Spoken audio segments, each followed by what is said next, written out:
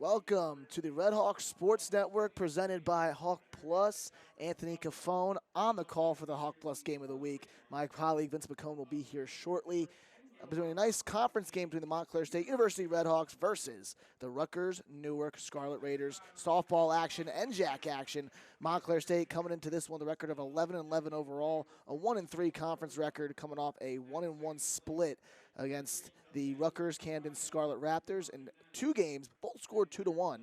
But Camden won one, Montclair won the other, and Montclair winning the second game of that doubleheader, but they left 11 on base in that one, so they're trying to see if they can be more efficient with runners in scoring position today, as that has been one of their main goals all season long, hitting at a really high average for the season. Overall, the team right now batting 6th in the NJAC and batting average with 293 team average. Rutgers Newark in last place with 236 average, so it's going to be a hopefully easy work day for Sage Rizzi, who's going to be on the mound for Montclair State. Right now, a 1.67 ERA, 1.21 WHIP, a 5-5 record in 10 starts. Has 6 complete games, a save, has led up 22 walks and 50 strikeouts, which currently leads the entire team.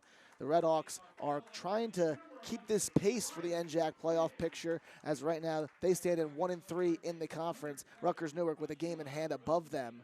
So if they can get the doubleheader, they'll have 2 games in hand against their rivals from Route 46, and then they'll have the tiebreaker moving forward. We got about 4 minutes to first pitch, but we got a feature from our very own Ryan Tullio about the new coach for Montclair State softball, Nicole Degenhart. Ryan, show us the piece. The goal is to bring a World Series back to Montclair. The goal is to get this team to be regionally and nationally ranked. I think it's just about getting the right staff together, getting the right players, and then kind of developing those players over time to create a winning culture. Sometimes it's not all about softball. Sometimes we gotta realize we're human too. The girls have been phenomenal, just adjusting to, the changes. My name is Nicole Degenhart, and you're watching the Red Hawk Sports Network.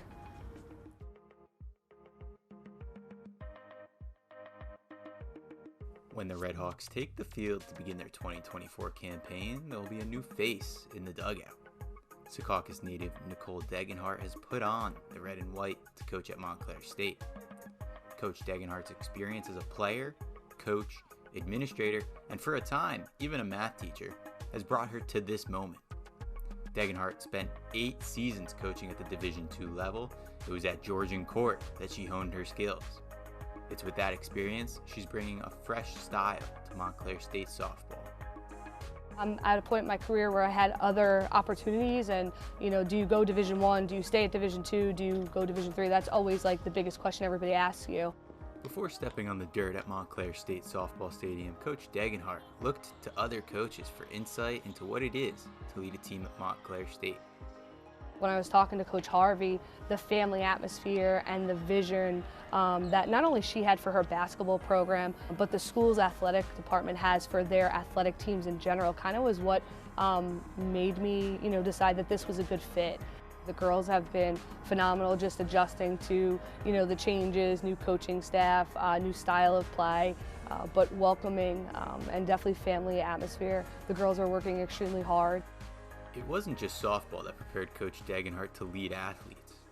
Degenhart graduated from Felician University, where she competed in volleyball and softball. She received all CACC honors in both sports by her graduation in 2011, earning a degree in mathematics education and special education, a degree she likes to apply to her coaching style. We do a lot of stuff from the conditioning and strength to kind of generate more power. Just our whole hitting approach, we'll use a lot of technology, a lot of analytics. So I think the math teacher and me and the softball coach kind of meet hand in hand there. If you want an All-American and All-Conference player, you have to develop the person, and I think that's made a difference at every stop we've been at. Every practice we start with 5 to 10 minutes of mental training, so whether it's breathing, meditation, sometimes they just need to de-stress. They're coming from high classes, labs, I got pre-med students, teachers, so it's not like a walk in the park, these classes they're taking. And then just for the coaches too, I tell them we gotta de-stress sometimes. Sometimes it's not all about softball. Sometimes we gotta realize we're human too, and I have a 2-year-old at home, so sometimes I need to relax and be a mom and take a step back from all the softball. In 2023 at Georgian Court, Coach Degenhart saw 1,659 at-bats with only 32 resulting home runs. Now, shifting to her future here at Montclair State, Coach Degenhart looks to take an offensive approach with more slappers and heavy hitters to cross the plate. In the past, I know they've had a super high batting average. We'll kind of change our style. You'll see way more stolen bases. I'm a coach who loves home runs. So just our recruiting style and how we'll recruit different types of players, not from just New Jersey, but all over the nation. When it comes to the growth of women's sports over the last couple of years, it's just been super exciting to watch. I mean, I grew up playing baseball and actually made the transition my freshman year of high school. So to know that there's female athletes out there now playing baseball, coaching in baseball, it's exciting to see. I'm excited to see, in the next 5 years how it changes. And hopefully I can be a part and continue to push and make that difference for the young ladies to come next. My name's Nicole Degenhart, and you're watching the Red Hawks Sports Network. Awesome. Thank you guys so much. Appreciate it. Thank you. Hope that was okay. Welcome back to Red Hawk Sports Network. It was a great piece by Ryan Tullio, Anthony Cafone, alongside Vincent Picone, and then new coach for Montclair State softball, Nicole Degenhart, doing a great job and just really leading this team throughout this season. Absolutely. She's been an incredible part to this team, and, keeping them at the 500 level, that's exactly what you want to see to start off your year. That's first pitch strike from Sage Rizzi, as we'll get the starting lineups out your way here for Rutgers Newark. Leading off and pitching in the box right now, Kayla Cardozo. Batting second, the center fielder, number 2, Mariah Remus McManus, as that pitch misses high. Batting third and playing third base, number 3, Marissa Hausnecht. Batting fourth, the right fielder today, number 8, Keelan O'Brien. Batting fifth, in the left fielder spot, number 9, Kaylina Feigl. Batting sixth and catching, number 22, Gabriela Faris. Batting seventh and playing first base, number 19, Allison Miller. And then at the shortstop hole, you got Alexis Claiborne batting 8th. Batting 9th, the second baseman, number 16, Mia Lopez. And then batting 9th, the designated player, number 15, Madison DiGiorgio. 2 balls, 2 strikes here for Rizzi. Already battling against the leadoff hitter, Cardozo. And Rizzi was fantastic yesterday against Rutgers Camden. Throwing as the 7-inning shutout, 7 inning and 1 run through her start. Incredible, with 4 strikeouts to her name. Cardozo, not a bad player in her own right. 364 average this year. OPS of 819 in 14 games. Has 3 RBIs as well, and she's able to work the walk to lead off this ball game. So Rizzi trying to pound that inside with a couple of drop balls and fastballs, but good discipline at the plate. Wait, actually, I think we had the count wrong there. It should be 3 balls and 2 strikes. It looked like Cardozo thought that one was ball 4, started heading down to first base. A little lapse in judgment from everybody there for a hot second. Still early in this game. Everyone's still trying to find their groove. Sometimes that's happened before. Sometimes you get that 3-pitch walk that nobody notices and you can sneak away with it. But this time, not working out for Cardozo, as that one popped up behind the plate. And a diving play there couldn't be made by the catcher, Brunner. Such a versatile catcher behind the plate. I mean, she can make that play. That's how incredible of a catcher she is. And just wait, if someone gets on first base, she's got a cannon for an arm. Anybody running to second needs to be aware of that. Yeah, in the outfield today will be Glenn, Leach, and Wood from Montclair State. Infield third to first will be Colligan, Mullen. At second base, Casillas. At first base, Cosentino, as Rizzi able to work the strikeout and the high fastball. Nice riser to start off the game. I mean, she's got some heat to her name. Yeah, she's able to elevate that fastball. And as a hitter in the box there, you're sort of seeing that pitch rise a little bit. Looked like to be in the strike zone for almost the first 20 feet, and then it just rises the last 10. As there's a strike on the outside corner from Rizzi. The second hole hitter, Remus McManus. Maria Remus McManus is here, 238, 310 slugging percentage. She lines that one right up the middle. Tough play, and catching it on the fly was Mullen for out number 2. The defense on this Montclair team has really shown their stride in these last couple of games. Liz Mullen is the cornerstone to that. The shortstop position that she has played has been incredible defensively. Yeah, only committed 3 errors on 66 chances. 96% fielding percentage out in the field for her, and she's a great glove. And you saw right there, ranging to her left on a really tough play as that one hit her. And that'll be a hit by pitch early on this one. In yesterday's game that we saw Sage Rizzi pitch, the one thing that she had problems with is with 2 outs, she struggled to get that third out immediately. Usually somebody would get on, whether a hit. As that one's flown out in the left field, backing up and making the play is Feigl. And a clean first inning for Sage Rizzi as she gets the first 2 batters, hits one, and then leaves one on base. So no runs, no hits, 1 left. She's got it working right now. I mean, she threw a no-hitter earlier this season. She's been on fire, and I like to say the difference between Sage Rizzi and Ali Calavaro is Calavaro likes to use the breaking ball to her advantage. Rizzi just goes straight speed, likes to pound the zone, and is a real big power pitcher. Yeah, and I think there's a difference to be made because when you have one pitcher that can really lay the heat in, then you can just throw that for strikes and get ahead of batters really quickly. It produces a lot of weak contact as well because you're a little late on that ball. And then, of course, you're talking with Cavallaro, who has that breaking ball to her advantage, and that induces a lot of weak grounders. And she does a lot of great work on trying to get swings and misses as well. Her whiff rate, one of the best in the NJAC as well. Starting on the mound today for Rutgers Newark, it's going to be Kayla Cardozo. So far this season on the mound for Cardozo, she has a 9.11 ERA, 2.6 whip, on 2-5 record and 11 appearances, 27 2/3 innings pitched, 17 strikeouts, and 25 walks. Our big issue is just keeping runners off the bases. Walks at a high premium with a 2.6 whip, and that leads to a lot of damage. Yeah, when you have a 25 to 17 walked to strikeout ratio, it's usually not the best looking at it, but if she can find her zone today, I mean, Montclair, the one thing that I've seen from them, they struggle a little bit with hard contact. We haven't seen too many balls hit that hard. It's going to be Riley Glenn to lead off for the Red Hawks today. At 333 this season. No homers, 4 RBIs, and she gets plunked. So she'll get first on the first pitch as Cardozo runs that fastball a little inside. And I can't wait to see Coach DeGenhart's aggressive base running in motion here. Glenn is a threat to go. 20 stolen bases already on the season out of 23 attempts. As she goes on the first pitch, ball in there for a strike, and an easy stolen base.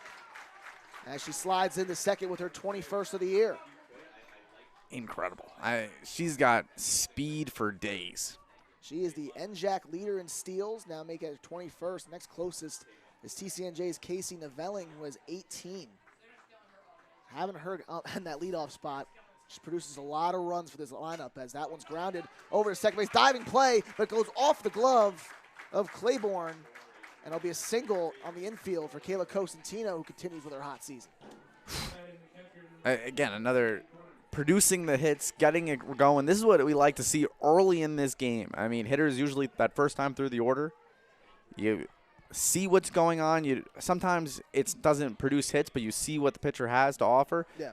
Immediately jumping on it today. And with Glenn, I mean, getting hit on the first pitch for Cosentino, you typically want your leadoff batter to see 5-6 pitches, get a good grasp on what Cardozo is really going to be throwing out there. But nonetheless, she gets the hit anyway as she takes off for second on the first pitch, and she's in there standing up for the catcher's indifference.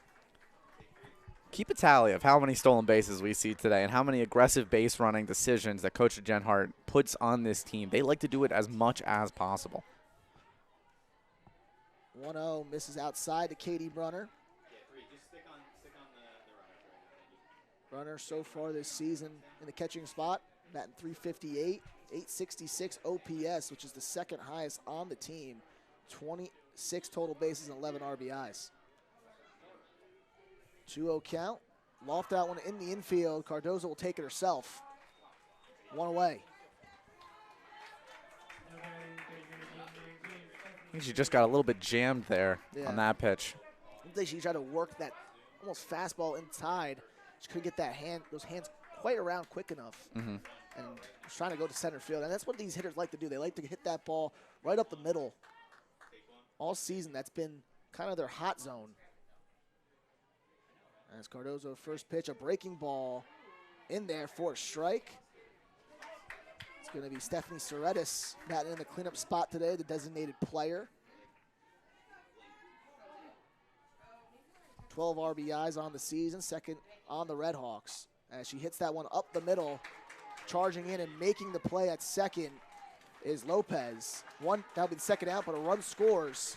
1-0 Red Hawks. And added a 13th RBI to it right there. Exactly what you got to do in those situations. Less than 2 outs. Got that middle of the infielder playing back, not trying to cut off that run. You just poke it right there. A couple of hits right to the second baseman early. Lopez has to be making some plays. Yeah, and what that's telling me is they're seeing the ball right now. They're able to square it up perfectly. And there's a nice fastball strike into Mullen. Montclair yesterday left 11 runners in scoring or left on base in their 2-1 win against Rutgers Camden. So trying to really right those wrongs and try to drive in the runners they get as that one in the dirt. And quickly Mullen ahead 2-0. Good hitters count here for Liz Mullen. Yesterday had a really nice hit the opposite way against a lefty. Yeah, she was 3 for 6 Mm-hmm. in the 2 games against Rutgers Camden. As she takes the fastball high. And she's starting to heat up as of late. She had that little 0 for 9 stretch. But with a good game, with a good 2 games yesterday, she's hoping to really keep that momentum piling through. This is the NJAC slate coming up. As a 3-0 count, she lines that one foul out of play. Gonna go to a lucky fan. And 3-0 count. Kind of shocked that she was free swinging up there, but she got a good pitch to hit. Just a little bit late on it. Getting the green light this early. I don't have anything against it. I like to see how the pitcher reacts to it. Corner's playing in 3-1 in the dirt. That should be ball 4. And now we have another confusion on what the count's going to be. Oh, this was a strike. Oh. Oh. I thought that touched dirt. I thought that was in the dirt, so I thought that was ball 4. 3-2, 2 outs. Line drive into center field. Base hit, and it'll go to the wall. Run scores, and digging into second with an RBI double is Mullen. Squares that one up perfectly and is able to drive it to the wall. Just pulls it just a little bit. That's exactly what this Red Hawk team needs. You know what? Maybe it wasn't a strike, but it came right back, and you don't miss the opportunities that you get, and Liz Mullen capitalizing. And I guess what? As a hitter in those situations, you don't want to take the bat out of your hand. You don't want to get walked. You want to drive in the run, and Liz Mullen on the next pitch hits a good liner. First extra base hit of the day for the Red Hawks. As that one in the dirt, Mullen takes a big lead off second. That'll bring up Juliana Casillas.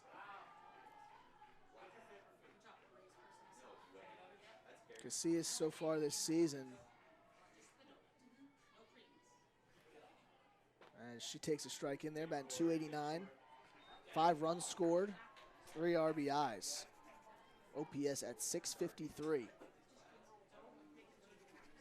Red Hawk hitters like to put the ball in play this year. As a team, only combined 49 walks.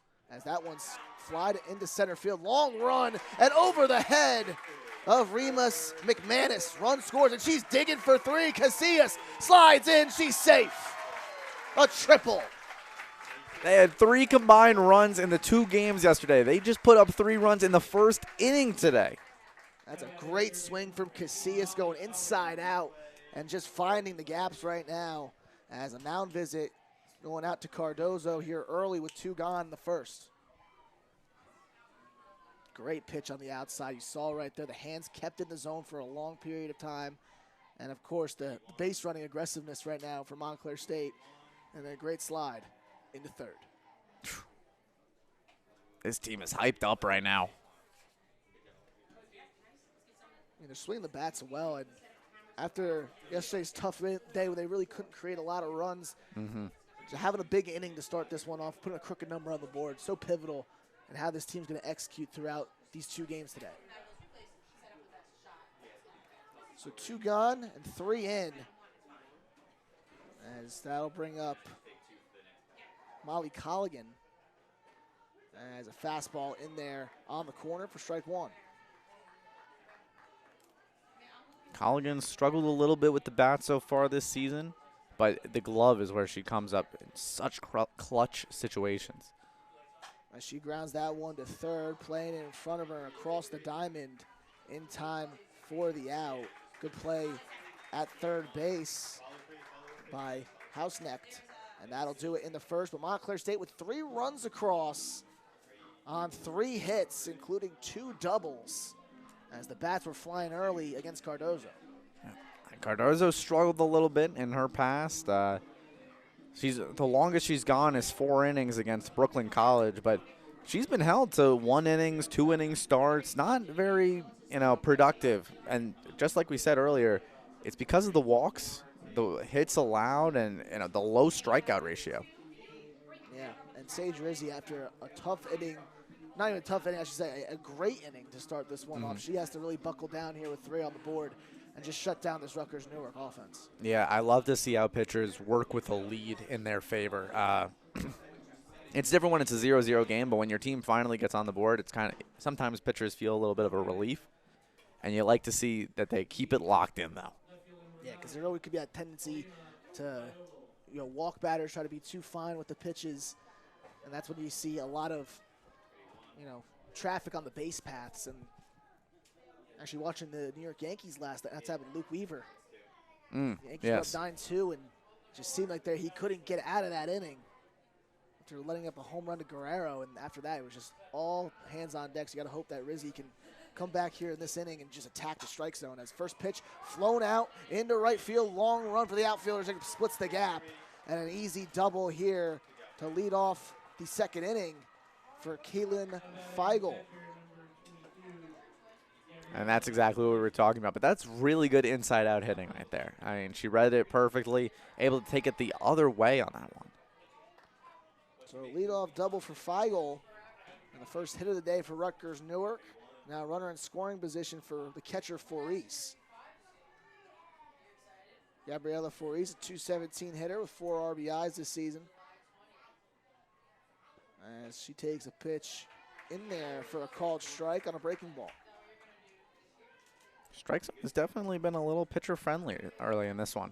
Yeah, I mean, these pitchers are trying to really jam these hitters on the interior. And they're getting the benefit of that inside strike call, so they're going to be attacking that all day. As that pitch misses down and away, 1-1.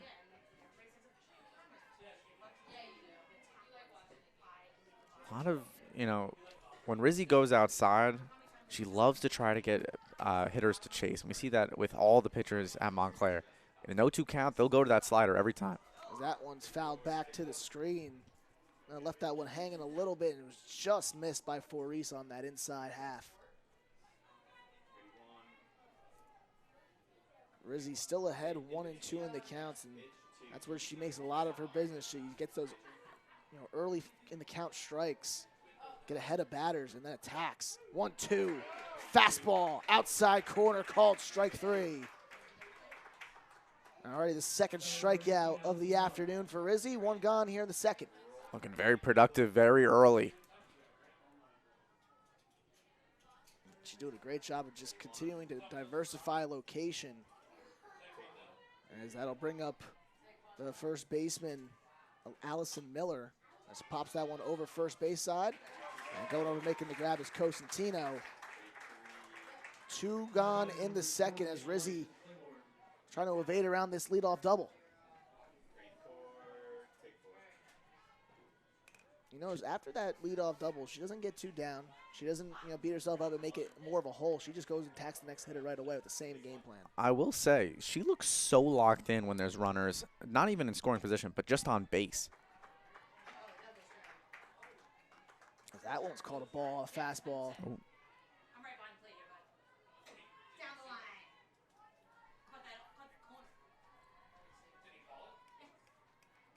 0-1, fouled off. First pitch was called strikes. Now 0-2 count here for number 20, Alexis Claiborne. Batting today in the 7th spot. The best hitter on the Scarlet Raiders team, hitting .343 this season with a homer and 3 RBIs. One of only 3 Scarlet Raiders to hit a long ball this year. And you see quickly on an 0-2 pitch, trying to waste one up and away, there was Rizzi. You got some pitches to work with here, just trying to get them to chase.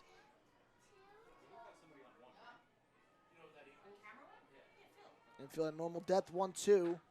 Nice fastball elevated, and Claiborne lays off.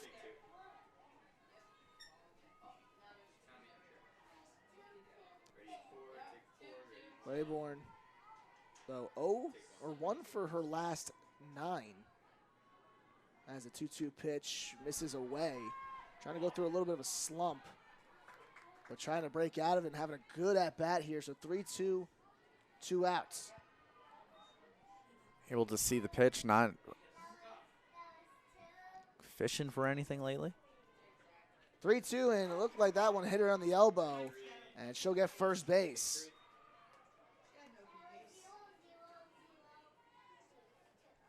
And I think Brunner down there is saying she kind of leaned into that one. I think she has a case, but I don't know if that one was going to be a strike. I don't think it was either. So that one ran in pretty high. They ran in a little high, so it would have been ball 4 anyway. But maybe she kind of leaned in a little bit and got a little bit of that elbow. As the inning will continue here, as that one's flown back foul. As it'll be Mia Lopez, the second baseman, stepping in for her first time today. Lopez got a lot of action in that first inning at second base. Had to make a couple of tough plays to her left. Fastball misses high there from Rizzi. I'd really like to see Rizzi just attack the zone again. She is so good when just pounding the zone, really being an attack power pitcher. Trying to elevate that fastball, maybe get some weak contact, but it's up in the zone. Rutgers Newark not fishing right now, 1-1. Foul tipped into the glove. So that'll be a ball and 2 strikes here with 2 away. Wonder if Rutgers Newark try to put some runners in motion here. Right now it's Mullen on second and Casillas on first. As that one just outside. Actually, it's Feigl on second and Claiborne on first. Just a miss there from Rizzi that didn't miss by much.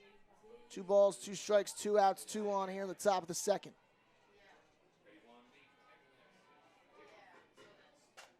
Popped it up in the infield.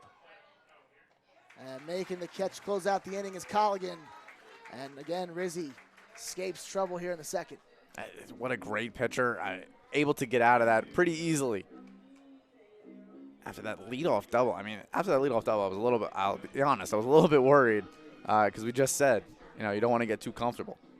But right there, she buckles down, gets the next 2 hitters. And she's been navigating this order pretty well. So far, 1 hit. And Rutgers Newark's left 3 on base over the course of the first 2 innings. Now, second inning of work on the mound here for Kayla Cardozo. And she needs a real, buckle down inning here after a tough first inning. Saw 3 get played across with 2 extra base hits.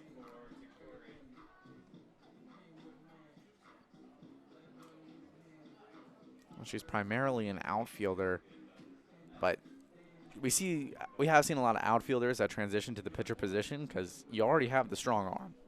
Yeah. Now you just got to work on the break a little bit. And I think that's where Cardozo struggles a little bit. When the ball's just coming straight at you, I mean, it doesn't matter how fast it is. The minute you see it, you're able to make a swing on it. Yeah, last season, she pitched against Montclair in her first ever start of her career. And that one was 1 inning pitch, 2 hits, 3 earned runs, 2 walks. So Montclair has given her issues in the past. Right now, infield going to be playing in here to start off the bottom of the second, and looking like a slap bunt was coming here from the right fielder, Noelle Wood, batting for the first time today.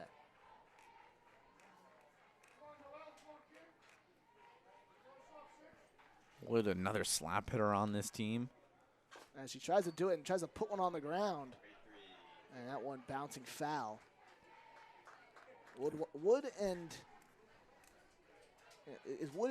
Riley Glenn, who are really the fastest base runners on this team, and they like to slap whenever they get in these situations. Rutgers Newark must have watched some film. They know.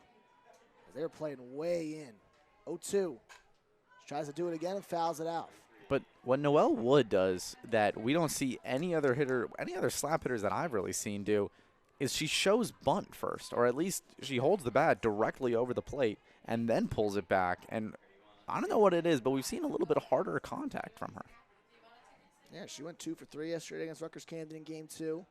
As she tries to loft one over the head of Claiborne and in there from the left field. It bounces away from the left fielder. She's going to dig for second, and Wood is in with a double. And just a little bit of miscommunication in the left, and that's how you just steal an extra base on that one. Claiborne was trying to back up on that one. And then you saw Feigl racing in to try to make the play. And with the turf out there in left field, a little bit of backspin on that ball. It just bounced away from both of them. It hits one seam there, and it's going whichever way it wants. You got to back up a little bit and read it off the bounce. And that allows Wood to slide into second safely. And the second straight inning, the Redhawks have had a leadoff double. Now another slap bunt from Madison Leach goes foul. Leach batting .383 with an .849 OPS. 2 doubles this year. On base percentage of .423. And this is one of my favorite part about Coach Jen Hart's lineup. You have Madison Leach hitting in the 9-hole. Just someone that can turn the order back over on top of itself. Not your typical 9-hole hitter. Corner's going to be playing in here on Leach. As she lofts one into left field, racing over and making a juggling catch was Feigl in left for the first out. The hard play. I mean, you're running on a diagonal to that one. Just got to read it perfectly to get that catch. And that's why they tell you kids at home, catch it with 2 hands because that ball bounced out of her glove. But thankfully, she had the second hand that clasped that ball down, able to hold on for the out. As a lot of kids in the crowd today for Youth Day here at MSU Softball Stadium. We saw at the pregame a lot of young softball players lining up right next to the Montclair State players, and always a great thing to do when you're giving back to the young girls of the community. Glenn up for her second time today. Got hit by a pitcher first time up and stole a base, scored a run. Tries to slap one in the left field and just foul. Glenn trying to go that opposite way again. Only concern is, I mean, you have Hausenach basically playing the line. It needs to be hit pretty hard to get something down there. That's the one thing about softball. It's very tactical trying to get that ground ball to third base. You're trying to go right down the line with it. As that one in the dirt. Good scoop by Foris. Keep it in front of her.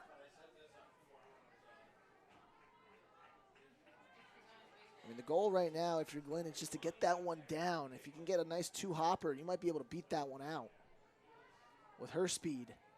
2-1. And fouls it back to the screen again.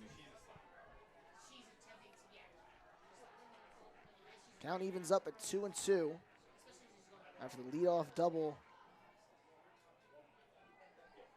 by Leach. Continue to try slap and battle here. Glenn gets the 2-2. That one outside. Battling hard here with 1 out in the second. Yeah, we see Cardozo trying to buckle down a little bit, corral with the game so far. Hasn't had a problem with walks this season. And a good battle from Glenn. As she puts that one right back to her. She'll go on to first for out number 2. And advancing to third is Leach. So 2 gone, another runner in scoring position for Kayla Cosentino. Leads the team in RBIs coming in today with 13. You got another RBI chance for her name. She brought in the first run in that first inning. It's a chance here to get now the 4th run. I mean, we're 1 time through the order. A strike, first pitch there from Cardozo, 0-1. Cosentino just got tied for the RBI lead by Stephanie Cerritos in the last inning. So trying to see if she can take that one back. 0-1. Line drive into center field. That is gonna get, oh, it's dropped. Diving play in center field by Remus McManus. She had it in her glove going to the ground, and then it bounces out for the run. So close, and I think that's just gravity doing its thing right there. You hit the ground, and the ball kind of pops out. Look at that. Almost had it. She got the glove on it. She got the position she needed to. It's just sometimes the force prized that one free. Had the perfect root on it, too. I'm really glad you said route. Not route like us, those South Jersey guys. Any South Jersey people watching, it's route. It's not route. It's Route 66. Fastball misses high here to Brunner. 0 for 1 today.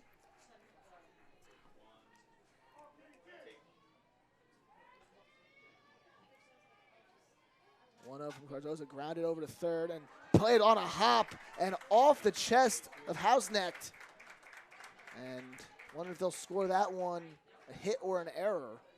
But regardless, Brunner will reach for the first time today. First and second, 2 gone. Hausnecht on that play. Looks like she just kind of like fell to her knees on that one. And that's a hard throw to make. Immediately, if she is able to corral that ball, you got to gun it, and you're most likely the only way to get her is a straight rocket from your knees. Third base, especially in softball, you got to make those plays really quick. You got to get that ball out of your glove in almost a second, especially when Katie Brunner's running out of that batter's box.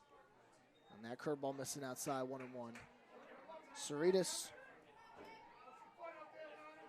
drove in a run her first time up.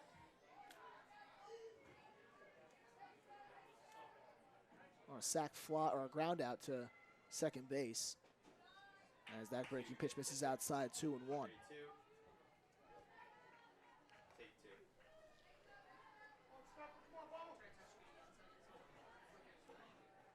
Cerritos, the senior out of Emerson, New Jersey, went 1 for 4 in the last game against Rutgers Camden. And she lines one into left field. And no, she tried to dive for it, and it gets past Feigl. 2 runs are going to score easily. Digging into third and trying to get there, and she will. Is Stephanie Cerritos, a 2-run triple. And just like that, it's 6-0 MSU in the second. A left field triple on that one. You don't see that one every day. That one was just tailing away. Yeah, I was going to say, Feigl looked like she couldn't read it entirely, and that's just because it looked like she might have hit it on a lace there, and that's just going the other way constantly. You think you're reading it perfectly, and it's just being taken in a totally different direction.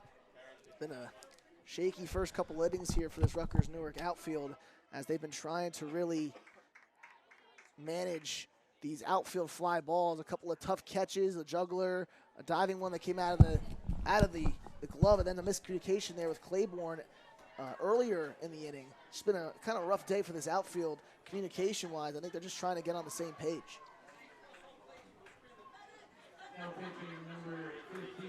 And so far, Montclair today has scored 5 out of their 6 runs, all on 2 outs. 2-out rally. 2-out rally, Caps. That's how it is. Get them on. And that's how you win games, especially in conference games where you see a lot of these teams multiple times a year. You get a lot of your runs in 2 outs, you're going to win a lot of games. I mean, with 2 outs, Cardozo struggled with, she had hitters going 4 for 6. Wow. 2 outs. So 2 gone, and new pitcher here as Cardozo will exit. Still responsible for the runner at third as she goes an inning and 2/3. Madison DeGiorgio coming in relief as first pitch misses low to Liz Mullen. Mullen so far today, 1 for 1, had that triple that drove in Cerritos as that one low. DeGiorgio this year, a 3.79 ERA in 7 appearances, 1 win, 19 runs, 11 earned runs, 13 walks, 10 strikeouts. As that one sails a little bit high, 2-0. Her best start this year was coming back-to-back starts against St. Joseph's and William Patterson. Went 4 2/3 and 4 1/3. No runs. Yeah, she hasn't had a start this season. Angelina Rodriguez has 2 appearances. Really, the 2 starters are Madison Umloff and Kayla Cardozo, and this year they've kind of struggled in the ERA department. That one's lined into left field, a base hit, and it gets by the left fielder Feigl, and it'll be another RBI double, and this one off the bat of Liz Mullen. Now she needs a single and a homer for the cycle. She got 2 of the hardest legs down. Now 6 runs on 2 outs, and Feigl on that play just read that one. That one she read wrong. That one was rocketed, and instead of going straight towards the ball, you got to run and meet it somewhere, kind of like a hypotenuse in math class. Oh. You got to read it.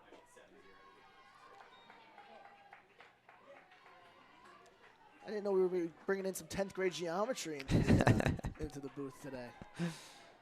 Highest level I can do. That's probably the worst math class I ever took in high school. That one's grounded over to third. Cross the diamond, making the play is Houseneck. And that'll do it for Montclair State in the second. But another crooked number on the board. 4 runs for the Red Hawks in this inning. Off 5 hits. 7-0 Red Hawks at the end of 2 innings. A dream start here for Coach Degenhart. I'm looking to end this one quickly today. I mean, keep it going. I like seeing the offense wake up today. After seeing the game yesterday, they struggled a little bit, and we've seen the games in prior where the offense really hasn't picked up as much as they'd like to. But today, I mean, keep it rolling. This is the most runs they've scored since their 7-5 win against Keene State in the second game of their doubleheader. This is a big game early on in the season. Right now, sitting at 1-3 in the conference of the Red Hawks. Rutgers Newark 2-2. So if you get a big sweep today, you'll have a game in hand and 2 in the pocket on them. Rutgers Newark right now has the 5 seed in the NJAC playoffs. Montclair State outside looking in at the 8 spot.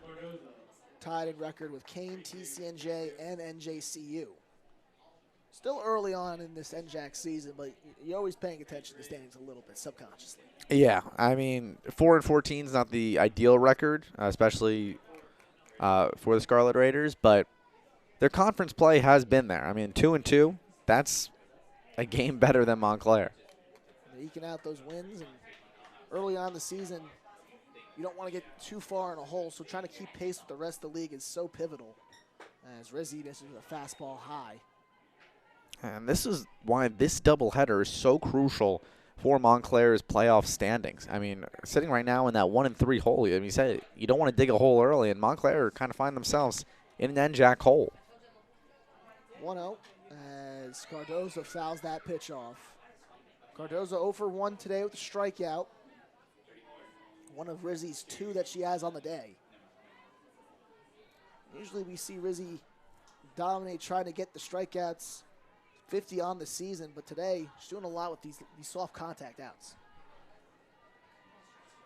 1-1 in the dirt. And that one scooped up by Brunner.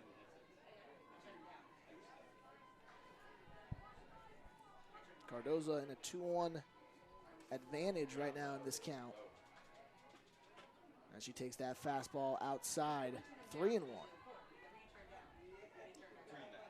Cardozo doesn't really bat in every single game, only 10 starts this season. But she slugs pretty well, already 2 doubles on the season. Has 6 hits as she sky highs that one foul. Just got early on that one. I mean, you wait just a millisecond more, and you might be able to pull that one a little bit. And that's what Rizzi's been doing well today. You talk about her being a primary fastball pitcher, but today she's switching up those velocities, keeping these hitters at bay. That one's lofted out towards second base, and that's Casillas able to snag it. keeping this low contact. Yeah, I think right now, I don't think we've seen many balls hit to the outfield right now from Rutgers Newark. It's been a lot of soft pop-ups and grounders. Yeah, I mean, take away that double by Feigl. Montclair has been, the weak contact from Rizzi has been everywhere. And one gone, and a check swing. Did she go? They're going to say no. As Remus McManus is able to hold up. Freshman outfielder out of Roxbury, New Jersey, from where you are, Ben. Yeah, she was on the Roxbury team that won the sectional championship. Remember, I used to take pictures for the other team. Incredible team. That was a great breaking ball from Rizzi. That just broke right into the zone. To be able to get that kind of drop, almost broke a whole foot in the zone. 1-1. Fouled off. Got her jammed on that inside fastball.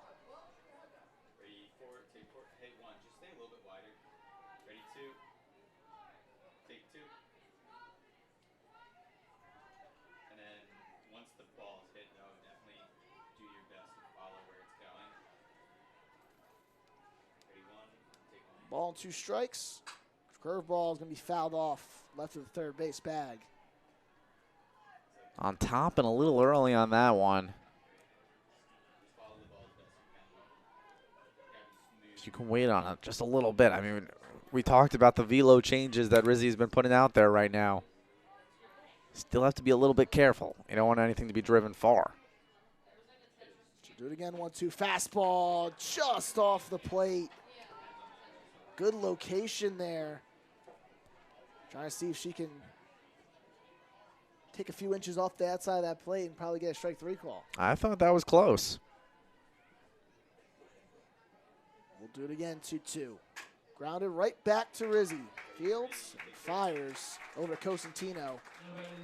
And she's able to win that battle again. The one thing we really haven't seen from Rizzi is the strikeout numbers today, but, I mean. Efficient with her pitches, though. Efficient. Sitting at only 41 pitches right now. And she's completed the most games of any pitcher this season with 6. So she likes to go deep into games. And that's such an asset to have if you're Coach Degenhart. Don't have to use that bullpen as much. Stephanie Cerritos, Cheyenne Weigand are ready if you need them. Brooke Biamonte. I think I see her warming up. That one's lofted high and deep into left center field. Long run, and it gets over the hand and out of the reach of the left fielder, Glenn, and a double. That goes all the way to the wall by Marissa Hausnecht. She's fired up about that one. Maybe trying to get something started here for this team. That was quite a drive she put into. That's her 7th double of the season, which leads the Scarlet Raiders. That one, she just left that one hanging and gave it a ride. 2 gone. As that fastball missing away to O'Brien. O'Brien 0 for 1. Popped out in the second as she grounds that one foul.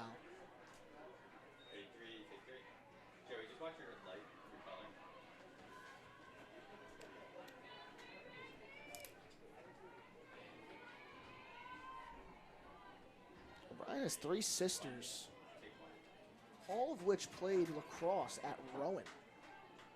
So she has a lot of NJAC roots in athletics as well. She lines that one in right field. A long run and a leaping grab in right field by Noelle Wood to close out the top of the third. A little shaken up after that landing, but what a catch by Wood out in right field. She's on her feet right now, but just kind of favoring that left leg, so hopefully she'll be all right. But it was quite a heck of a catch there, ranging back over the shoulder grab. Yeah, you lose that ball, 7-0 for sure. If that ball drops, or not 7-0 anymore.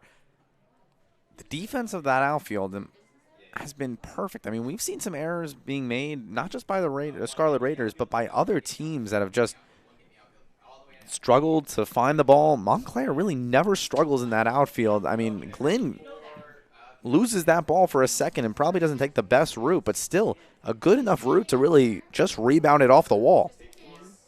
You saw right there, Noel Wood going back on it, making a nice back shoulder grab. In the outfield, if you position yourself right, you don't have to move too much. But early on, both these teams are hitting to these gaps. It's tough for these outfielders to really range over as Wood is starting to walk off on her own. So that's a good sign for Noel Wood, and now she's running off. That's perfect. You can imagine just you get a little shooken up. Sometimes all it takes is one false step and cramp maybe. I remember when I used to play the outfield, when you make a diving catch, it's kind of the adrenaline running through you. You don't really think about, putting your body on the line, and then you get up and you see the balls in your glove, and it's like, oh, now I'm a little bit shooken up. Just made a diving catch. Yeah. I just went face first into a mound of grass.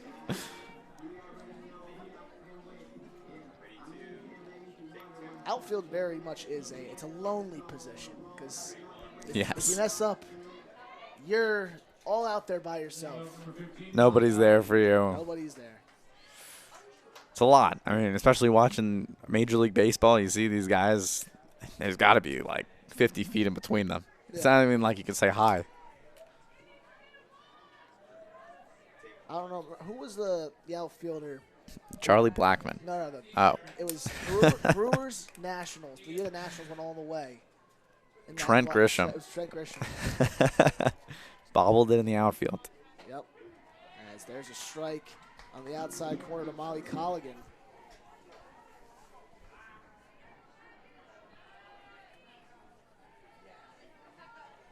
Colligan so far today is 0 for 1.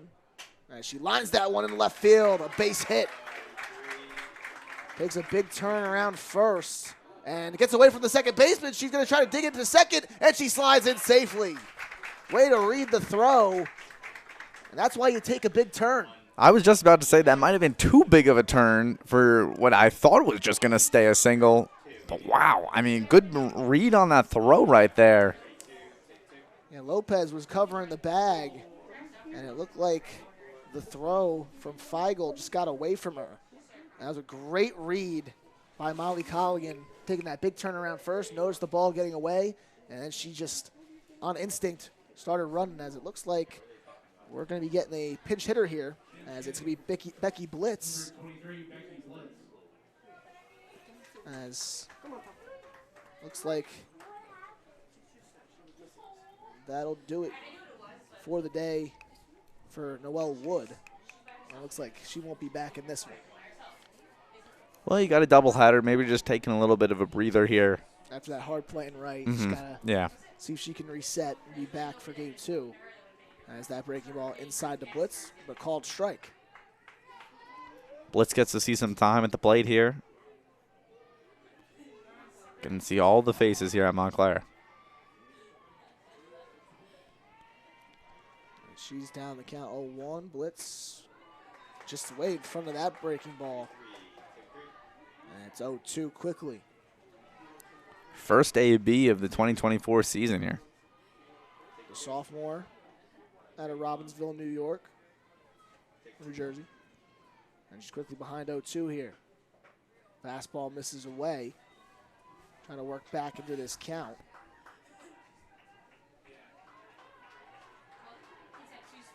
Tough to come in mid-game, first at-bat of the season with a runner in scoring position. And sometimes it's... As she lines one right back up the middle, a base hit! Rounding third and coming home is Colligan, and she'll slide in safely. Ball gets away from the pitcher. That allows Blitz to move to second. And just like that, it's 8-0. First hit of the season for Becky Blitz. First hit of her collegiate career Yeah. for Becky Blitz. Right up the middle on that one. Squared it up perfectly. Looked like that ball was just on the outside, got her end of her bat on it, and gets right by the pitcher DiGiorgio. And Montclair now has scored a run in all 3 innings to cap off this game.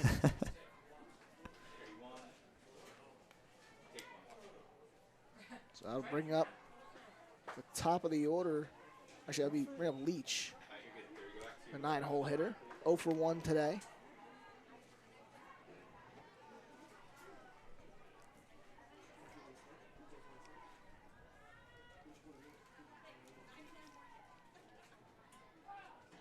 One-0 now to Leach, and she shows slap as she pushes that one foul.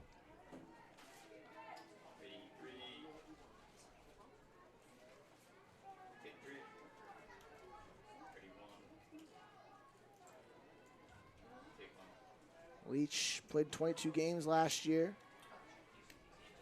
Had 5 RBIs over the course of the 2022 season. He's bounced back even better. She lays out a perfect bunt. Throw on to first. Not it. Ooh, they got her. I thought she was safe by 2 steps. Wow.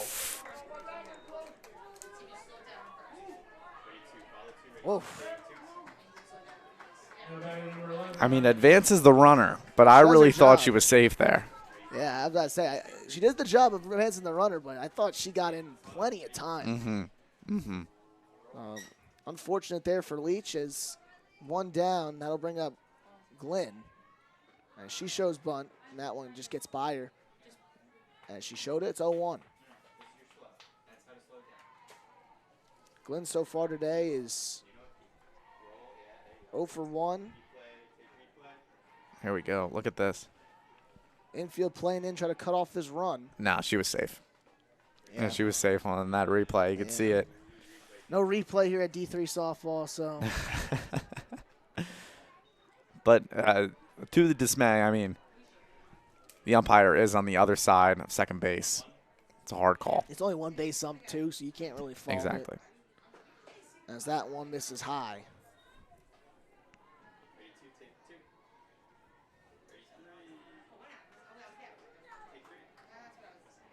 Yeah, it was a tough play, though, because you put that a perfect bunt. That was as perfect as Leach could have done it. Able to beat that one out and advance the runner 2-1. And she tries to slap that one, and it goes back to the screen.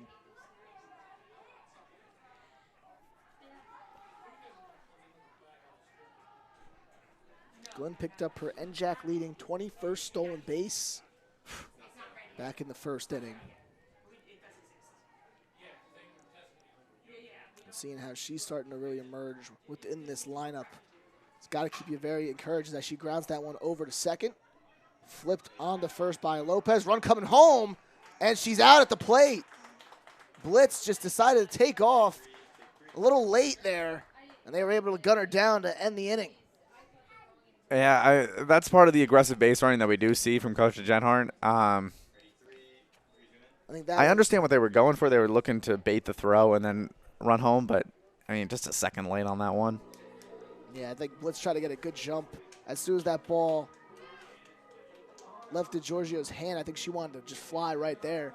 And I think she left just a second late. And, I mean, you're up 8-0, so it's not going to hurt you, hopefully. No.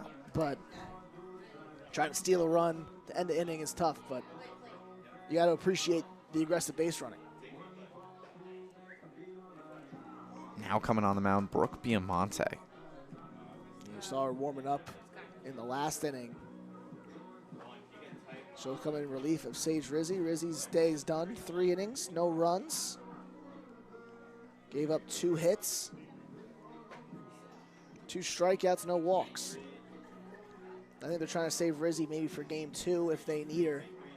Because you're imagining Ali Cavallaro is probably going to start that game off. And if you want to bring Rizzi in relief, try to have your 2 best pitchers, try to close the door. Although, I mean, struggled in her last outing, 1 inning against Drew where she gave up 5 runs. But prior to that, only 4 runs in 9 innings. She's been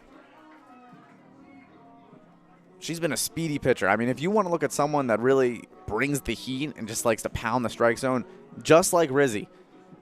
Brooke Biamonte, who attended a D2 college, St. Thomas Aquinas College, prior to coming here to Montclair. This is her first year here. She brings the heat.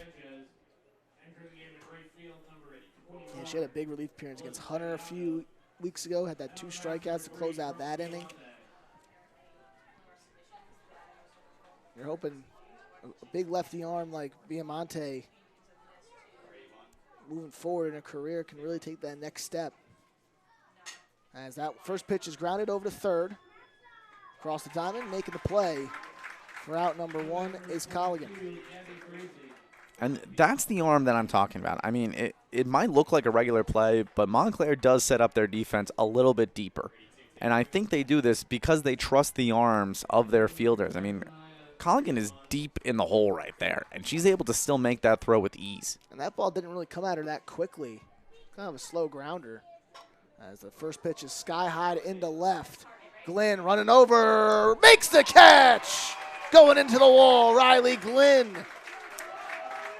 Put a star next to that one in your book for the second out. Oh, Riley Glenn again. Read that ball like a book. And we'll get a replay for you, that one. That was a great play by Glenn. Got a good jump on this ball. You saw first pitch. Claiborne just goes right after it. As you don't get a good view of the catch on that replay, but a great swing nonetheless, and a great play by Riley Glenn.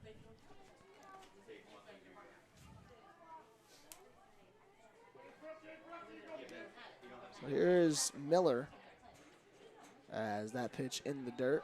I was 1 pitch away from that immaculate inning. 2 pitches, 2 outs. Trying to be economical with her pitching here. Biamonte 2-0, that one outside.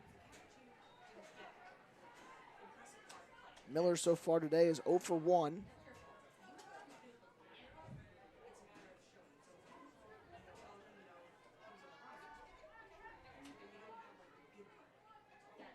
Quickly ahead 3-0 on Biamonte. And she'll throw in a strike. Change up, trying to throw a little bit off that pitch. Now Miller has to step in here 3-1.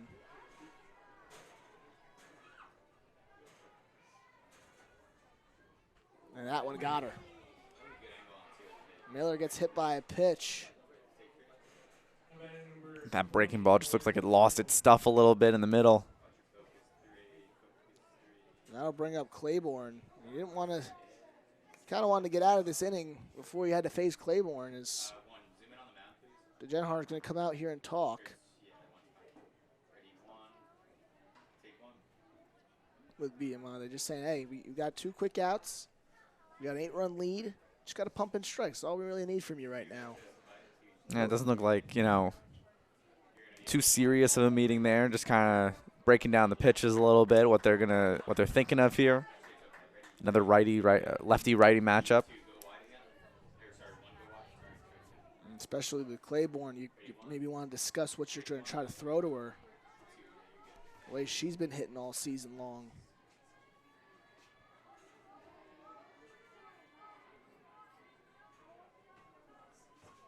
Biamonte's first pitch grounded over to second base.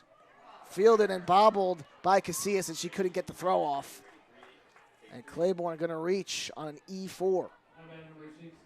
I thought that was going to be 1 pitch, 1 out after that, but nothing to worry about here.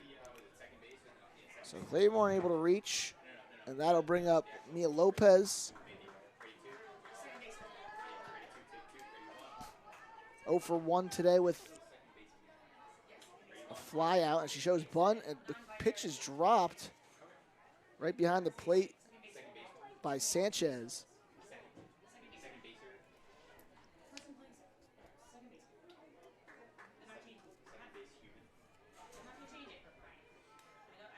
Runners on first and second, 2 gone. Biamonte lays that one in, flown out into center field. And it's going to dunk in for a base hit. Run's going to score here, and they got the runner run down. Claiborne caught.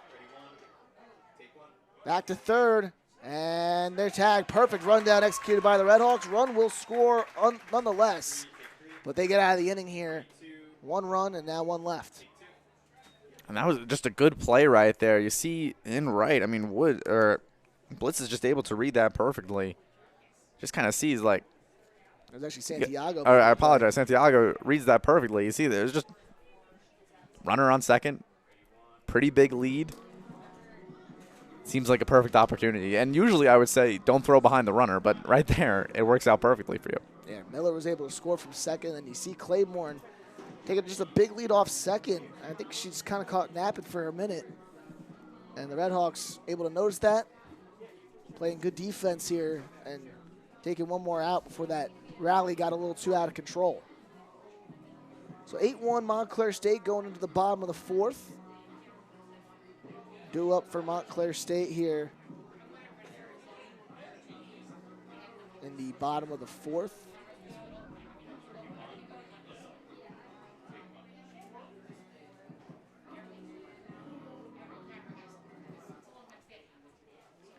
I gotta say, loving these Montclair State jerseys. Yeah. The red pinstripes.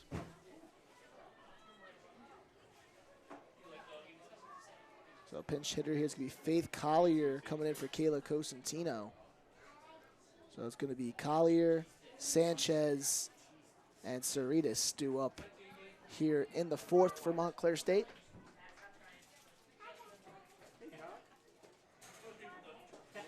It's the first time we get to see Faith Collier today. So far, 214. 3 for 14 to start the season off with an RBI. OPS at 603. But that batting average, don't let it get the best of you here. She's able to really rocket the ball when she makes contact. I think the only problem is with her height, sometimes making contact with the strike zone, it can be a little bit harder. Yeah, she likes to hit those pitches low in the zone, as it's going to be the first time DeGiorgio matches up against her. And since coming in, only allowed 1 run in that last inning after the first 7 for Montclair State in the 1st and 2nd off of Cardozo. And she's trying to see if she can get through this frame. First scoreless for Rutgers Newark pitching.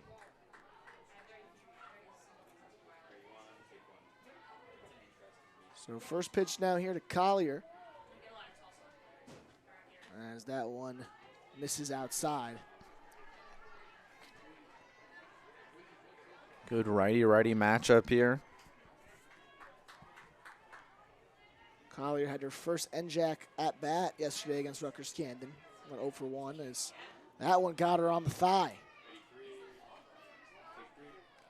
She didn't even seem phased by that one. That one just plunked her and she just threw the bat down, went right to first. No, I think a breaking ball that kind of hits you on the thigh, probably the best part to be hitting. Yeah, you're not feeling that for long. You just take it and you take your time on base. So the leadoff runner is going to reach. That is the first time we get to see Julia Sanchez today. Now with a defensive replacement for Brunner at the catcher spot. And now the umpires are going to come in to talk. I think they're trying to see if Collier leaned into that pitch. That'd be an interesting conversation.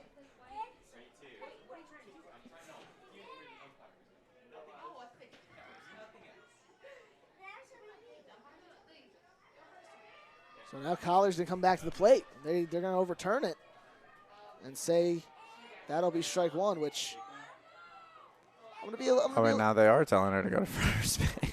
I don't know what I was about to say, like, if you're going to call that one a lean-in, there's been a couple lean-ins earlier in this game that I thought were a little bit worse than that one. So they won't call it a lean-in. Yeah. All right. Now we're on the same page.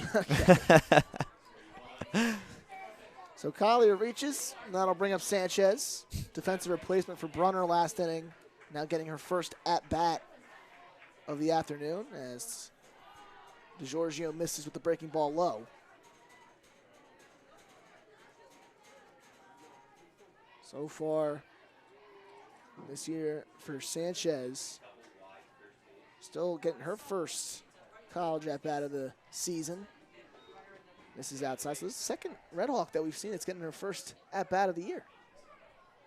I like to see a lot of new faces here. Trying to experiment and see what you got. Sanchez going to get 2-0 here, and she fouls that one off. It might roll back, but Rutgers Newark will just play it in foul territory.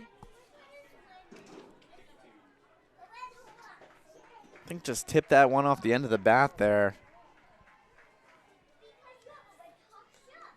And almost like a swing bunt, trying to keep that one in play.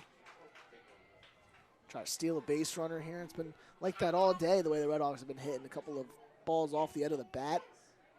As that fastball able to clip the outside corner, evens the count up at 2-2.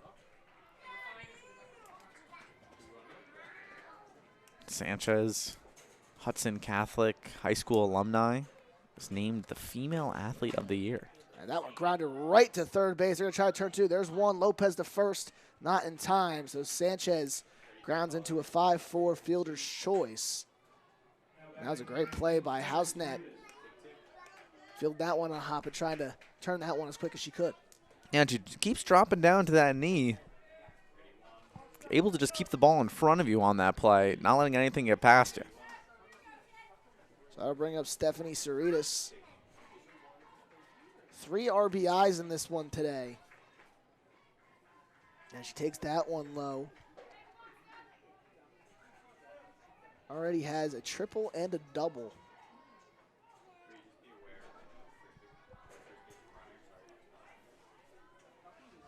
And the 1-0 is lined up the middle, a base hit. Sanchez will stay at second.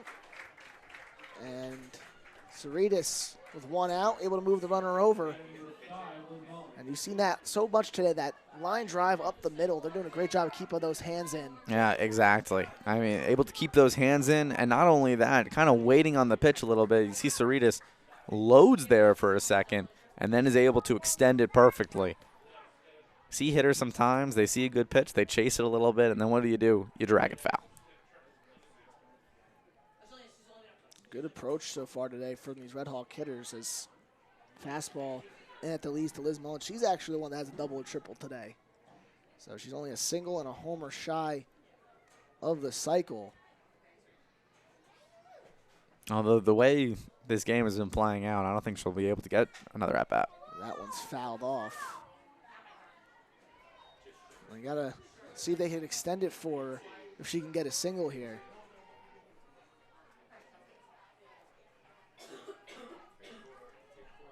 She has 1 career home run and 260 at-bats.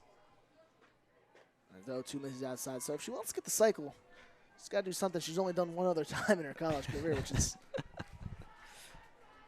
something that she needs to just square up and try to get that ball up in the air. Well, in an NJAC game with the multicams here, I don't see a better time to do it. High fly ball on the left. Almost thought she got it there for a second, but able to stay with it is Feigl, tagging and going to third easily. Making it was Sanchez. And now with 2 gone, there's runners at the corner. Doesn't get the single she wanted. Doesn't get the single she wanted there, but still, you know, able to advance the runner to third now. And we've seen how this team has worked with 2 outs. I mean, nothing's safe. So 2 gone, and like you said, man, 5 runs for the Red Hawks, scoring with 2 outs today. So that's something that they've done a great job at. It's just 2-out hitting, keeping the line moving. Fastball misses high from DeGiorgio to Casillas. Casillas 2 for 3 today, has 2 RBIs as well, and a run scored. Doing it all right now in the heart of this order. And it's fastball right there on the outside corner, evens the count up at 1-1. Wonder if they allow Cerritas to get a jump here off second, or off first, I mean. Try to see if she can steal one. Hasn't attempted a stolen base all season. 1-1. And just ahead of that one, almost looked like a slider. Yeah, I think she got fooled in that breaking ball for sure. Jumped at it a little bit. We saw her leaning in. And that's the intended effect of that pitch. Get that hitter out in front and then have it tail away right at the end. Perfect execution, 1-1. And that one swung on and missed, and strike 3, but the scoreboard said 1-1, so I guess I was wrong there on keeping track of the count. That'll do it here in the 4th for the Redhawks, as it'll be 8-1 Montclair State at the end of 4. First time Rutgers Newark pitching has held the Redhawks scoreless in this game. Surprised they weren't able to do it with the 2 outs. Yeah, I mean, they had the runner on third, and Sanchez just couldn't get that big hit that they've been getting all day. Been efficient in those spots. Only have left 4 runners on base and have scored 8 runs. So if you're doing the math at home, it's a good percentage. About 75% of runners who reach base today have scored. And in a sport like softball, where softball and baseball, which are 2 sports where failure is more common than success, that's a pretty good number. Pretty good number. Yeah, I mean, they're putting runners in motion. They're being aggressive on the base paths. And right now they're capitalizing as Rutgers Newark has 3 errors already in this one through 4 innings. So the infield going to meet up before the start of this 5th inning, as Biamonte going to be back out there for a 2nd inning of work, and she was pretty efficient. Only threw about 8 pitches to get through the top half of the 3rd.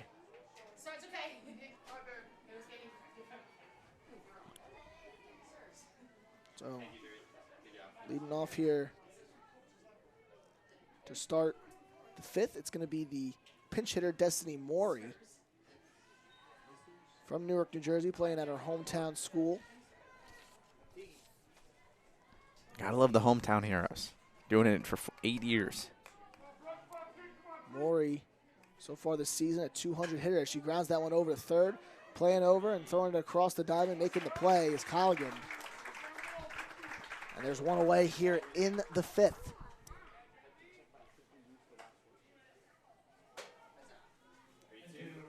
Monte again, I mean, besides that one pitch that, Lynn's able to corral out there in left, a lot of weak contact on the ground balls, left and right. As fastball versus up, and that's what you got to do when you're in a game like this, especially up 8-1. Give these hitters some hittable pitches. You got to trust your defense in the field to make those plays. And I mean, you talk about that play by Glenn, who was going back on that ball, ran into the fence. Has a good fastball in there for strike 1.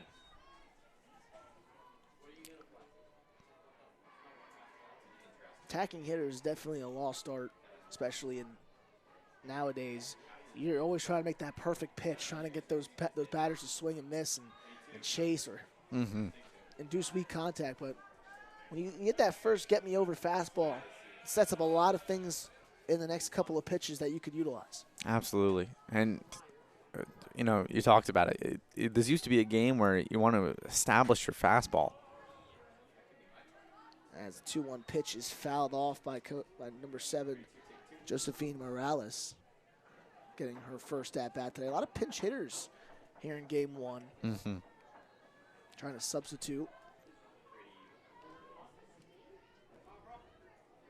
Still another game after this one. It's going to be likely that Ali Cavallaro will be starting for the Red Hawks in game 2. That one grounded in between the shortstop and third baseman, in there for a base hit. Good placement on that one. Morales getting her first hit off the bench today. And now Rutgers Newark trying to get business here with 1 out. As Marissa Housenet is looking like she's coming in now to be a pinch runner here, as looks like Remus McManus is going to pinch run for Morales. As in softball, you can resubstitute a player back in. Remus McManus started the game hitting wise, and Morales pinch hit for her. Now she's coming back into pinch run.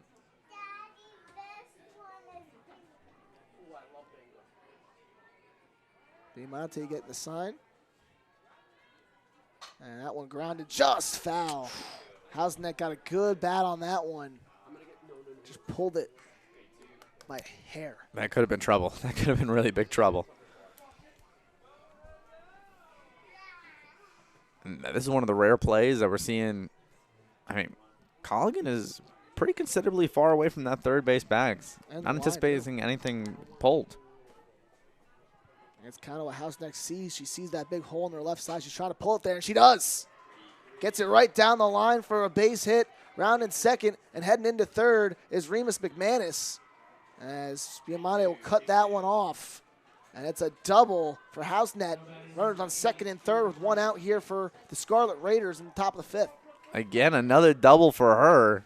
This one able to just drag it down the line. Sees a huge hole down that line, and we just talked about it the pitch before. Able to drag it down there perfectly. Doesn't need to be hard hit. And now pitching change here for the Red Hawks with a one out here in the fourth. And that'll be it for Diamante. She goes an inning and a third. And it's going to be back in Sage Rizzi. They're going to re-sub her back in to pitch. Probably just wanted to see what they had at Diamante here and see if they can give Rizzi some length. Now Rizzi took a seat. Now she's back in. I mean, if you're able to, you can get the 2 outs here. The dance moves on second. Got to keep the vibes up over there. Rizzi was able to work through the first half of the order. She went 3 innings, 2 hits, and 2 strikeouts before being pulled for Diamante for an inning and a third. I think maybe the strategy here was she already went one time through the order and started going through the second part of the order. I guess they wanted to save her from going through that third time, maybe seeing them another chance. Yeah, that's a good point. I mean, third time through the order, these guys have seen you twice. They're able to really figure it out, you know. Hey, she's got this speed. She's able to really move this breaking ball, but she's going to go to this usually. And when you know that, the pitches are a little bit easier to see. They're a little bit easier to anticipate. So with 1 out, 2 runners in scoring position.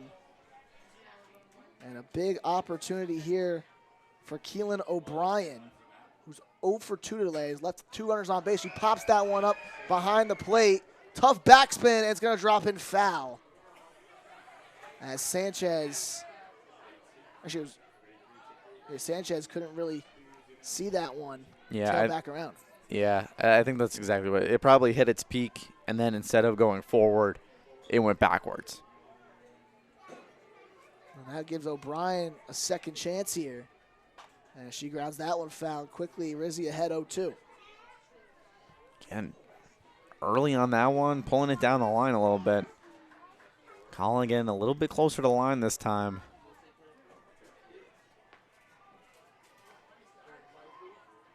Rizzi trying to see if she can get a big hold here. That one lined in the left field, just foul. Oh, she pulled that one perfectly. And Montclair State can breathe a sigh of relief after that swing. Can relax just a little bit.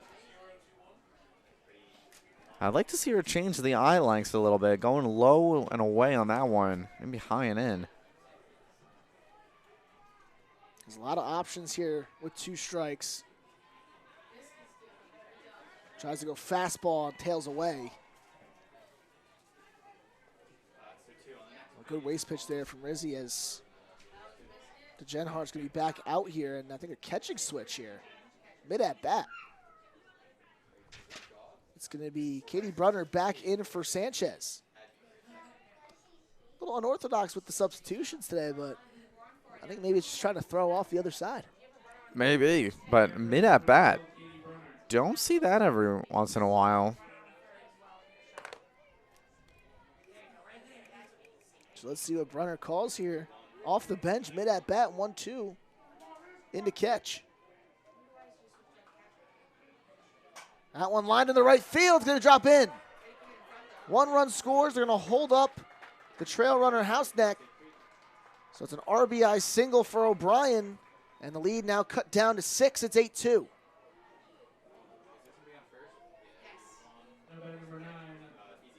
Gets a nice pitch there, able to drive it the other way. And that just says that you're sitting back a little bit, not jumping on anything. Reading that outside pitch pretty well. So 1 out, and that'll bring up Feigl, who's 1 for 2 today. And she takes that pitch inside.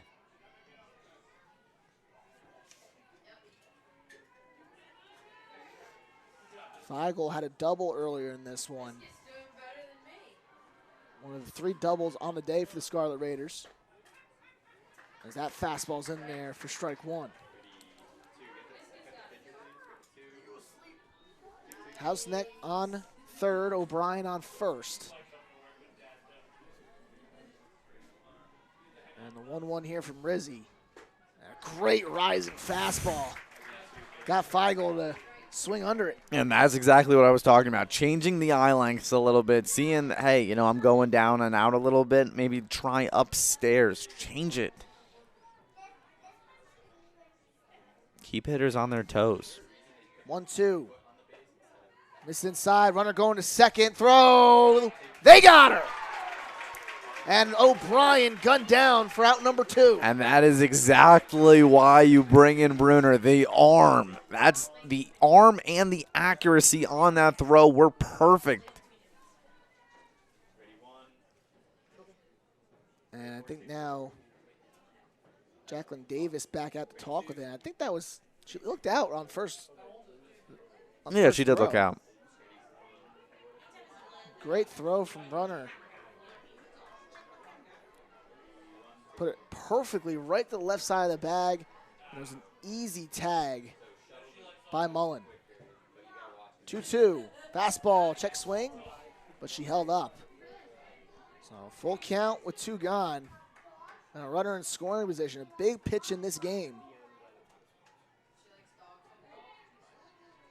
As Feigl trying to battle here. Swing and a miss. Great pitch from Rizzi as she works out of the trouble on third. Keeps this game at an 8-2 ball game. Beats her out in the inner half there. Whew. And she can rev up that speed when she needs to. It's a great job of just attacking all corners and then burying that fastball. And just couldn't get to that ball in time. Feigl going to be down on strikes to end the top of the 5th. Let's see the offense. Once again. It'll be Colligan. I would imagine it's either Wood or Blitz, depending on who the substitution is going to be. And then it'll be Santiago. I just think right now, DeGeneres Hart's playing the matchups here in the batting order probably for these substitutions. Yeah. And you got a 6-run lead right now. Montclair is able to tack 2 on here, and that's the end of the game. So get all arms on deck for sure. And pitcher now for Rutgers Newark. They're going to continue out there. It's still going to be DiGiorgio. We got the bullpen warming up a little bit. It looks like out there it's going to be Stephanie Cerritos who's warming up. As we get the replay of that last pitch by Rizzi. Great fastball in on the hands. Get a swat there. Almost a sword action. A little almost a sword, yeah. Trying to get those batters a defensive swing there as that one's grounded right to third. And great play, getting to her knees, trying to get that ball quickly out there, and they got her. Great plays over at third base by Housenet for out number 1. Good play over there. And that's when dropping down helps you a lot. That ball does not get past you whatsoever. And even if the glove's not able to knock it down, your body's able to keep it in front of you. Yeah, you got. If you go down that knee, you're just keeping that ball up in front. Much easier to field. That one back. And a great diving play. Housenet from her butt. And she can't get it. Infield single. And they're going to try to catch her napping. Going to second easily is Santiago. That's heads up base running. No one was covering second base. Nobody called time.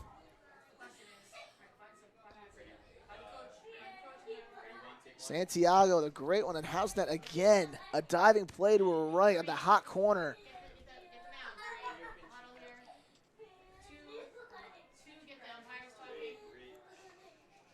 Reads that one perfectly. Nobody saw it coming.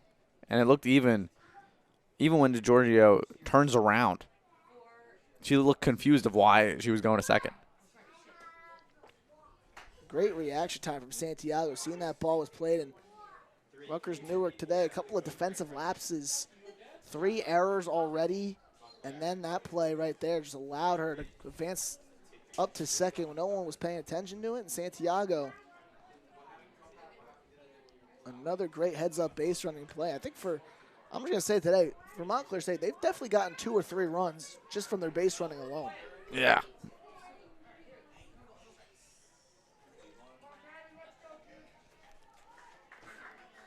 Now bring up Madison Leach, hit from the left side. Runner in scoring position and 1 gone. Against DiGiorgio. And she slaps one right down left field line, goes foul.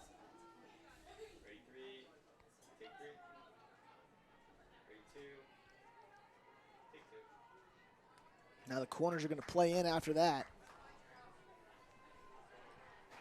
Leach right now, 0 for 1, walked twice.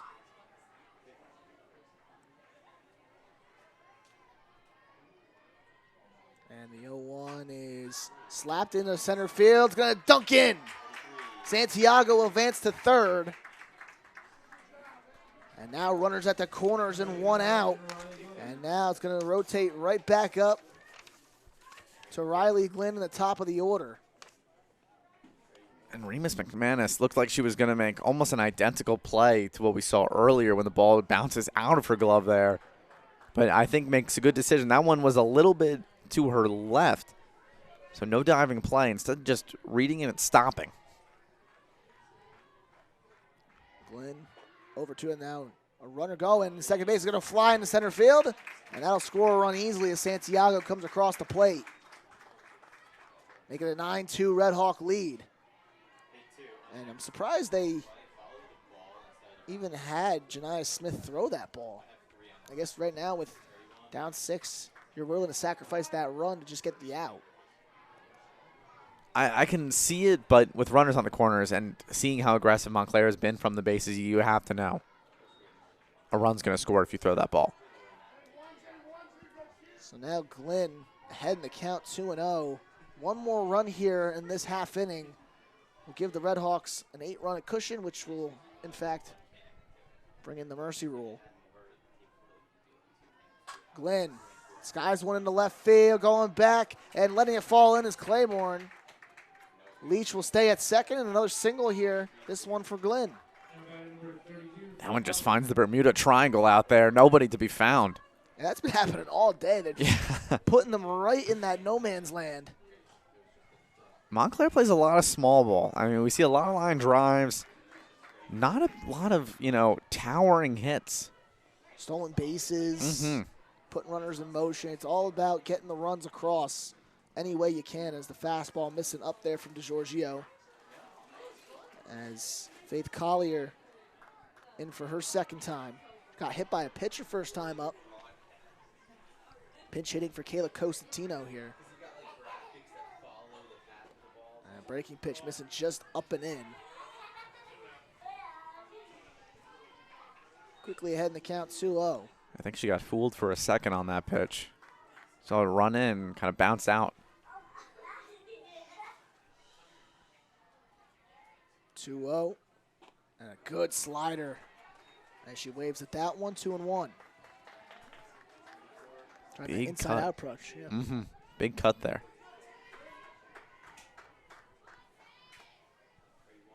Infield's giving her up the middle again.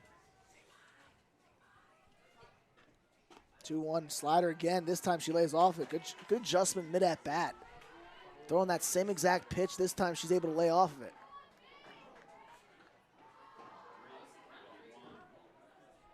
Three balls and 1 strike. And that one's grounded over short.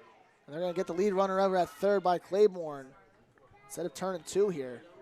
So they'll get the one out, and situation stays the same. It's a good idea right there to go to third. Keep that winning run off the bases. Only problem is now, I mean, you don't really lose a lot of speed.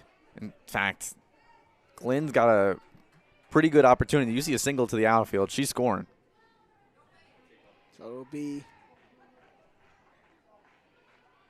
Brunner now in the hit, and she fouls that one off. Got subbed out after the last at-bat by Sanchez and subbed back in.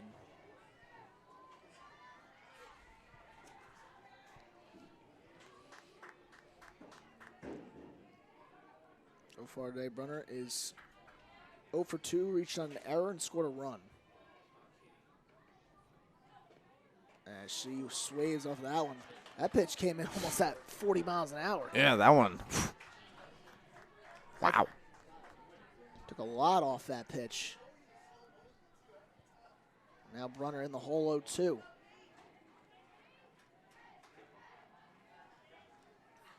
Glynn off second, 0-2 pitch, misses up and away. And now it looked like Glynn was trying to go to second, trying to bait the throw, and she's able to get back in time.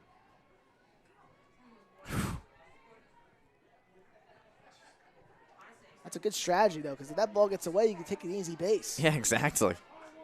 No harm, no foul. And with Glynn's speed, it's going to be hard to get her on a pickle. 1-2. In the dirt. It's going to be blocked. Going to third. Glynn. She slides in safely. A double steal as Collier takes second.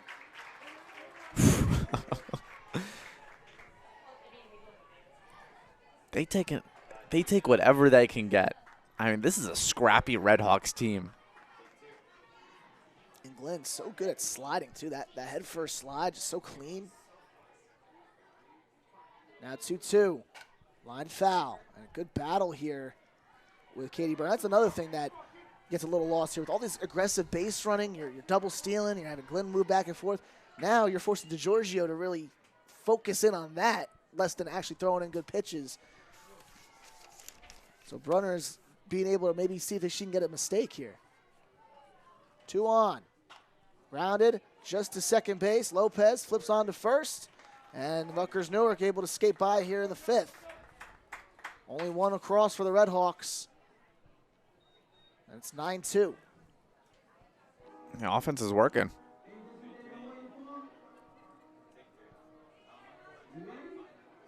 Fantastic work from the offense all day. They've scored in every inning except the bottom of the 4th.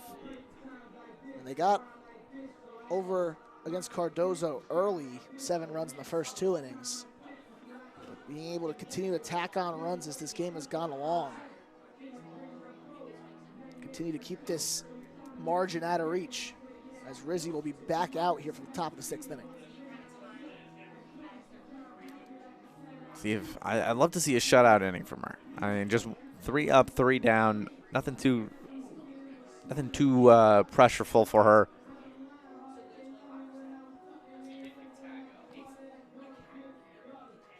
And now you got Brunner behind the plate again. I mean, even if somebody gets on, the arm from her, the pitching from Rizzi, the defense that we've seen from Montclair, it's been a full team so far today. So infield will be coming in, get that meeting at the circle.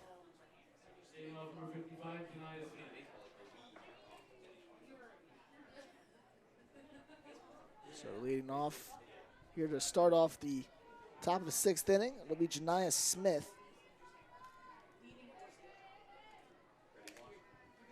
Smith so far today is 0 for 1.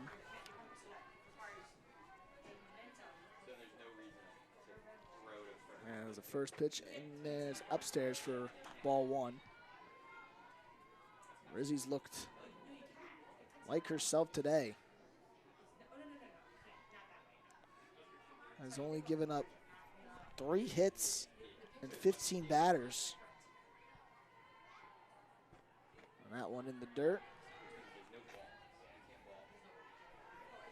How about that no-hitter she had against St. Elizabeth that she was dicing up hitters? The way she's been working lately. Outside of that Stockton game a few games ago, it's been nothing short of a fantastic season for Sage Rizzi. I mean, and a great compliment to Ali Cavallaro. the duo here at Montclair, I mean, there's a reason why these two ERAs are so low. She's definitely taken the leap that you hoped that she was going to take this year. And that one fouled off. Wondered who was going to be the number 2 starter coming into this season. We knew Cavallaro was going to be there in that number 1 spot. There was definitely a conversation on who was going to be the 2, and Sage Rizzi taking the job and just run away with it. 3-1. Fastball misses high, ball 4. As Janiyah Smith works a walk. And, you know, last year you had Nikki Lesney as well, who's a great pitcher. It was a good compliment to Ali Cavallaro, and Rizzi starting to take over that role, and having her be that compliment, that if she pitches in the first game or the second game, she does a great job. Mm-hmm. And, I mean, the relief that's coming through, this team is a lot of fun to watch pitching-wise. As that one's flown out into left field, coming on and making the catch in left field is Glenn. And one gone here in the top of the 6th inning. It'll be Alexis Claiborne now up here. And All arms on deck today. Yeah, that'll be it for Sage Rizzi, and it'll be Stephanie Saritas now back in. 3rd pitcher used on the Redhawks today, but they've had 4 pitching changes. For Saritas, this is her 6th appearance of the season. She plays shortstop normally, but can also come in on the mound when they need her. 4.2 ERA, 1.43 WHIP, 1-0 record. Has 5 strikeouts and 4 walks. And her last outing was against Stockton in 3 innings of work. 1 hit, 1 run, with 2 walks and a strikeout to her name. That might be all you need here.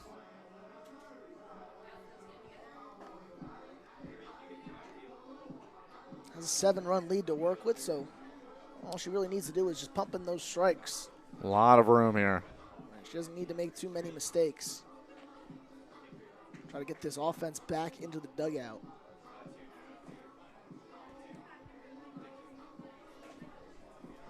A tough task ahead of her, as it's going to be Alexis Claiborne due up.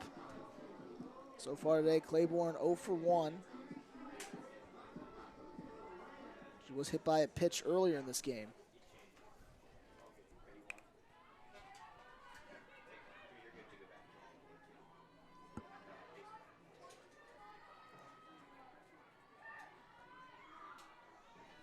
First pitch here.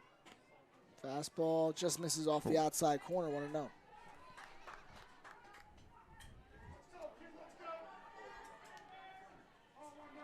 Claiborne taking a big leap after last year, batting 146 in 23 starts.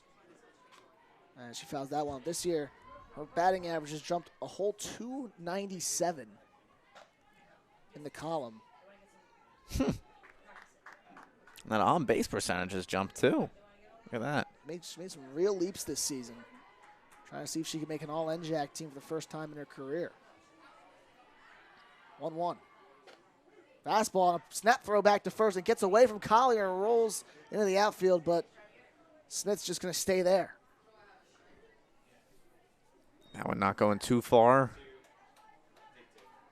And Santiago able to converge on it, doing her job when you see the pickoff. Great job by Brunner. Trying to keep an eye on that runner. See her arm on display today. Already got that one runner stealing. That one's popped up third base side. As the catch is made by Colligan. And now with 2 away. That'll bring up Mia Lopez. Lopez 1 for 2 today with an RBI single.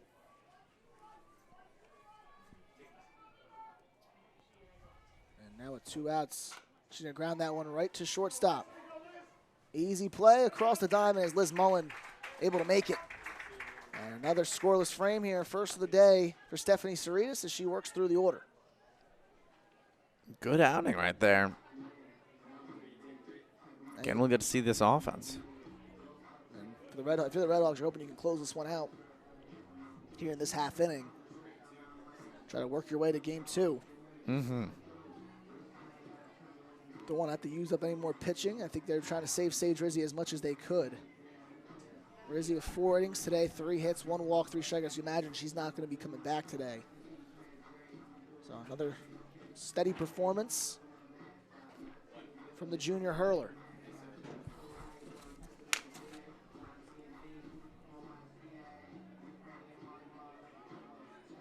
Now you get to see Cerritos up. Due up for the Red Hawks this inning. Yeah, it'll be Cerritos. Help herself maybe a little bit. It's going to be Liz Mullen as well. And then it'll be Juliana Casillas. Right in the heart of this order. 4, 5, 6.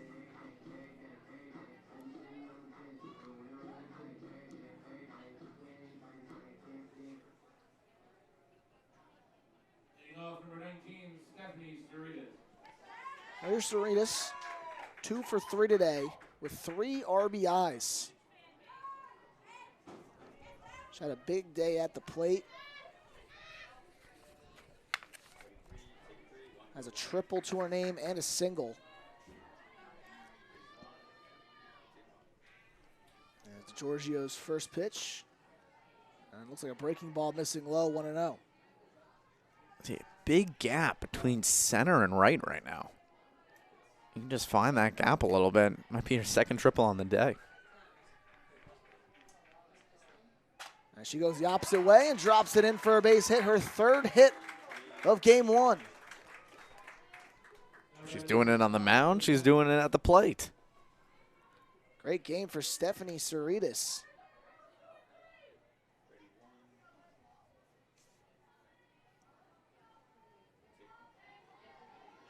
And a 3-hit game for the first time this season.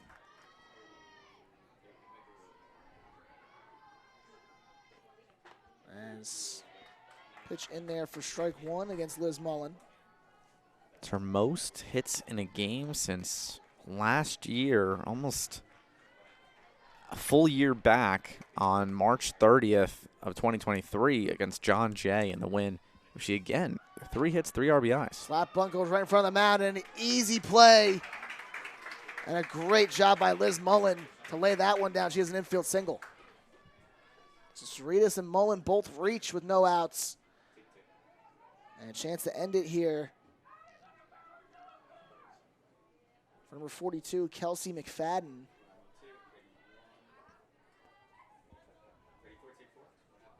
Coming in to pinch hit for Casillas.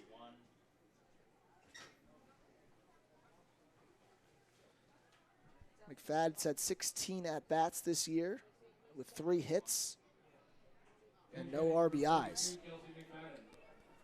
He made a pinch hitting opportunity yesterday as well. Just 1 at-bat in the 2 games.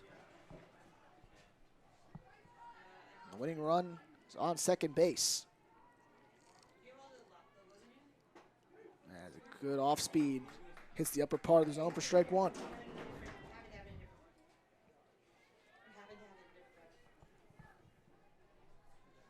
McFadden got her first career college hit back on March 11th against St. Mary's.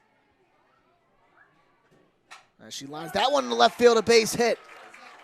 Runners are going to go station to station, but they're going to give her the turn. Cerritos coming home. She'll score. McFadden goes to second as the dugout clears out, and that'll do it. The Red Hawks winners here in game 1 over the Scarlet Raiders, 10-2, as Kelsey McFadden ends it off with an RBI single to get her first career collegiate RBI. What a time to do it right there. And that's the aggressive base running that we've seen the entire game. I mean, that's a single straight to right field. It looked like that was just going to be a 1 bag for everybody. Everybody moves up 1 bag. They get the aggressive base running. I thought Cerritos looked like she was holding up and then just decided, I'll just go for it anyway. Turned around third and went straight home and scores the game-winning run. 10-2 your final. Sage Rizzi going to pick up the win. The loss going to go to Cardozo And for Rizzy, another win on an already great season. She improves to 6-5 overall. Redhawks on the base paths were great, stealing a couple of bases as well. They finished with 4 stolen bases as a team. 3 RBIs from Cerritos, 2 from Mullen. They were getting timely hits with 2 outs. That was one of the bigger reasons why they won this game today.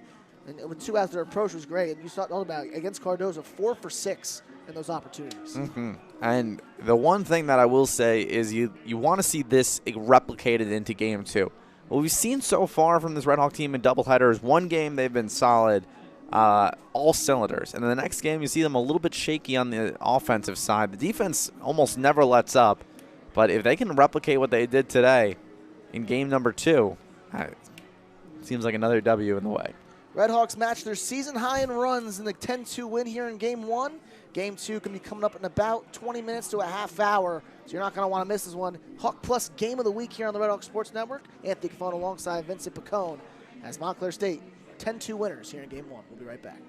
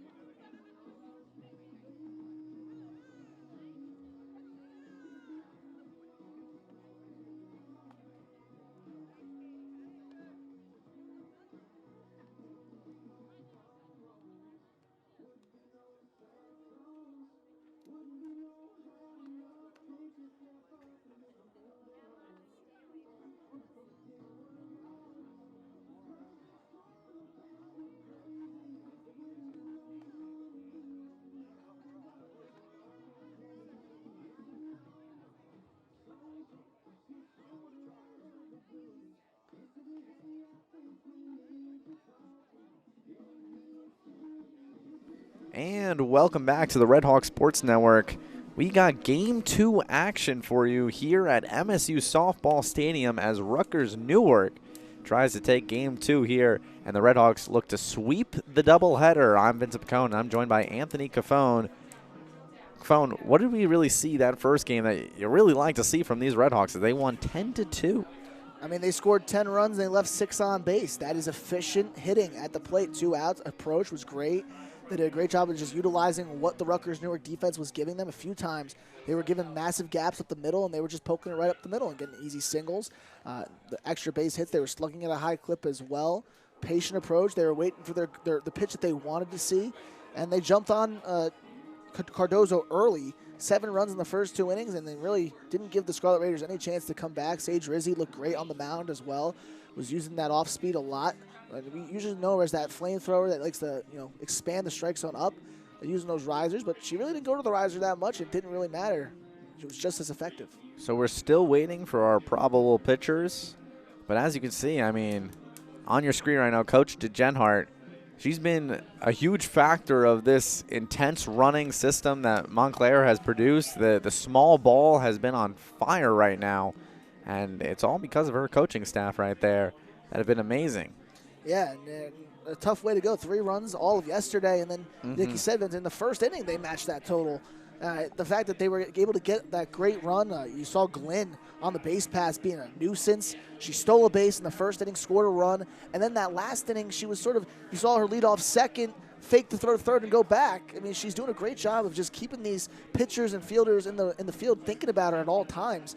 And it looks like right now, warming up for the Red Hawks, it's Brooke Biamonte. She pitched in the last game in relief, so maybe we see her today as well. Haven't seen Ali Cavallaro just yet. Saw her yesterday, but nothing so far today. Now she's out. You can see her talking to Sage Rizzi right there. I mean, there's a lot of different ways that DeGenhart could use this bullpen today. I mean, you have Cavallaro, you have Cerritos only pitched an inning today as well.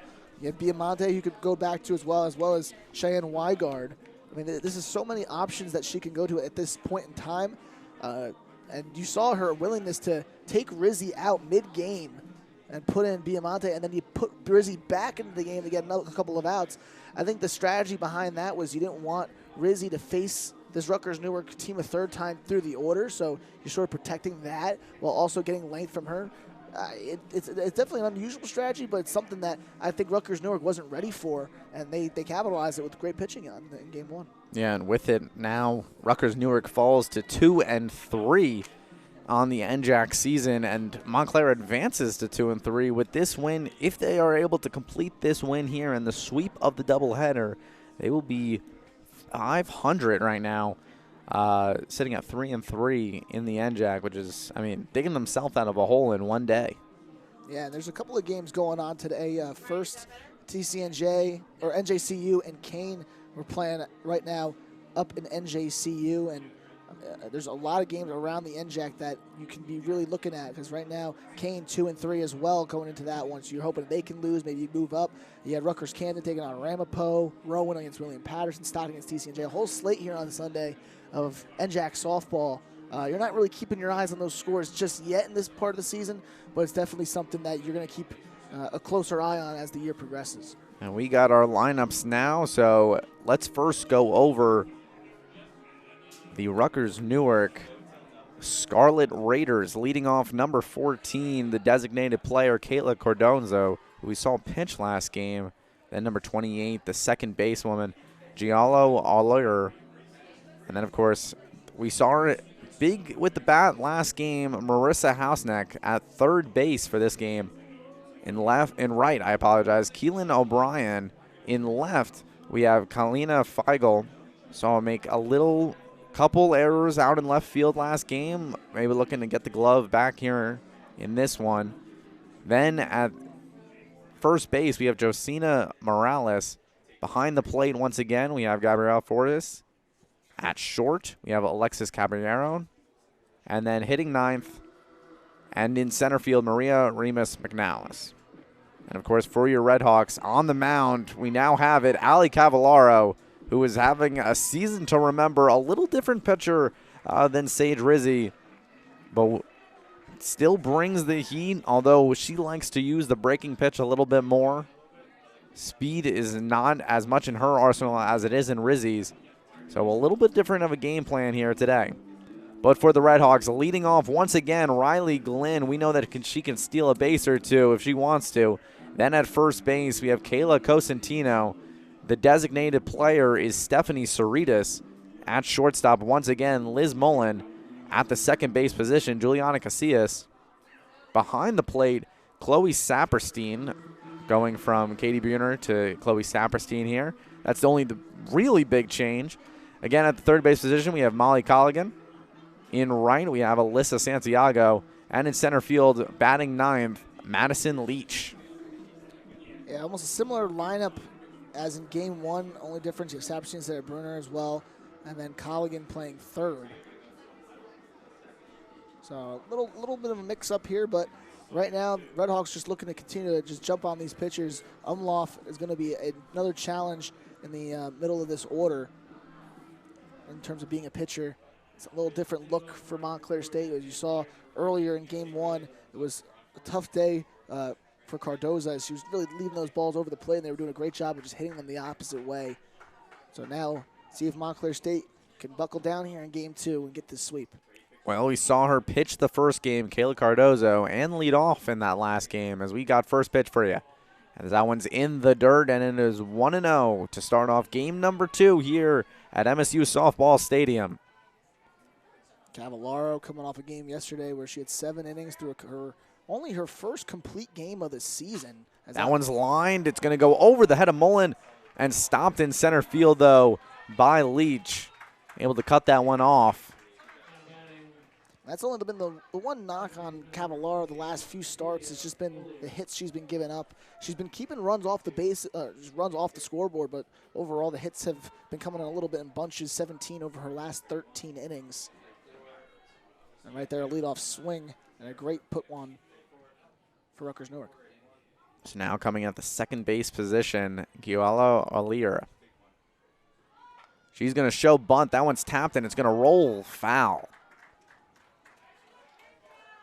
A lot of bunt attempts here in softball. Get to see the first one here in game number 2. O'Lear, 273 hitter this season. And she's played in almost every other game to start for this Rutgers Newark team. And as the years progress, you're starting to see how she's really an aggressive hitter. She likes to go swing at first, second pitches, and just tries to put balls in play, not really looking to walk. The 0-1 pitch runs inside a little bit. And it'll even the count at 1 apiece. Cavallaro, much like Rizzy here in game 2, sort of doing the same approach of trying to get these hitters on the inside, getting jammed on a lot of these swings, and try to pepper those fastballs and drop balls inside. That one's fouled towards the batting cages. Looked like she just got a little early on that one. Now 1-2. And that's a real tough pitch to get a swing on because that's a riser coming up and in. You have to get those hands across really, really fast. And almost got to the spot, but just a little too late. And the 1-2 pitch. Swinging the other way. That one's going to find a hole. It'll drop. The throw to second. She's going to be out. What a throw from right field from Alyssa Santiago. And I think just nabbed her. Santiago, great heads-up play. Lets that ball drop in. Cardozo trying to see if that ball is going to be caught, so that's why she's hanging back at first. And then they get her at second. Great throw on the mark. Able to find Muller. That ball just found a gap out there. Santiago able to cut it down. Now coming up, house snatch as she launches that one. It's just going to be a can of corn for Riley Glenn. There'll be 2 outs now for the number 4 hitter, Keelan O'Brien. Yeah, that's another thing that Cavallaro does great, and she leaves that ball a little bit down. And trying to get that ball up in the air was house net, and just couldn't get a good swing under it.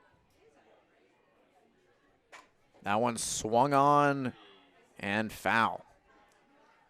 So a little bit more contact than we saw in that first game. In this first inning. Yeah, again, it's the same exact pitch that she threw the last batter, just that upstairs riser. And trying to get those hands across, just couldn't do it in time as well. Pitch is inside here. 1-1 O'Brien. And Rizzi and Cavallaro 5 and 6 in the NJAC in terms of ERA. Rizzi 5th with a 1.57, Cavallaro 6th with a 1.62. Popped up here, and it's going to go out of play. Into the stands. And that one looks like it just landed right in front of one of our cameras. Of course, we have one of our RHSN multi-cams today. Whole crew here. It's a beautiful day, too. Really is. Especially some of these cold days that we've had here on campus. One of the nicer ones here. Yeah, a little cool out, but I think the wind's been a nice breeze. And for an early April day, it's what you want to play in. Upstairs there, and it'll even the count at 2. The back to Cavallaro. I mean, 4 complete games and 10 starts. Batters are hitting 271 against her, but it really hasn't mattered. The ERA hasn't plummeted. When she gets into those bases loaded situations, she's doing a great job this year of really staying with the program, buckling down and getting the key outs. That one's pumped up again, but foul once again. It'll keep the count at 2 apiece with 2 outs here in the first inning. Cavallaro at 7 pitches now. I want to see her try to incorporate that drop here. Try to move it away from the hitter. And she does, and they're stealing. And she got her by a mile. Saperstein with the bullet to Mullen and throws out O'Lear. And that's, again, Montclair State's defense today. It's the second time Rutgers Newark has been caught stealing today. This time it's Saperstein. And I like that Cavallaro went to the exact pitch, the drop ball away, tried to get that swing and miss. Saperstein gets to her knees quickly and delivers a perfect strike across the diamond. Mullen able to tag out the base runner there as they get house net. Able to predict that one perfectly. I mean, Saperstein, you don't lose a lot of arm strength from her to Bruner. Shows it right there. Yeah, another great play where you're seeing, catching runners trying to steal. And Brunner had 3 caught stealers coming into today, and with a 4th one earlier. And Saperstein doing her part and getting her 2nd caught stealer of the season. So now the Montclair State Redhawks coming up here once again. Similar lineup as before. Riley Glenn leading off. Kayla Cosentino up 2nd, and then Stephanie Cerritas up in that 3-hole. Yeah, Riley Glenn had a really good first game. Got hit by a pitch to lead off the game and then stole a base immediately on the first pitch she was on first. I mean, she's a really aggressive hitter as well when she gets into that box. Only walked 4 times this year and 75 at-bats. The aggressive slap hitter swings at the first pitch but fouls it back. And for slap hitters, you always have that instinct is when you're running up to hit that ball, you're losing a lot of time. Because that ball is coming at you and you're running at it. You have to start that swing as soon as you're running up. But she does a great job of keeping those hands in and making that play happen. That one's grounded back to the pitcher, Maloof. And that'll be out number 1. So hit it hard, but just right back at the pitcher. It was a good idea by Glenn, trying to go right up the middle. And you've seen the middle infielders up the middle. It's Claiborne and O'Lear. They're trying to give that space up the middle, try to protect the pull side. And Rizzi sees that, tries to go right up the middle with it. But good play by Umlauf. That'll be strike number 1 on Glenn.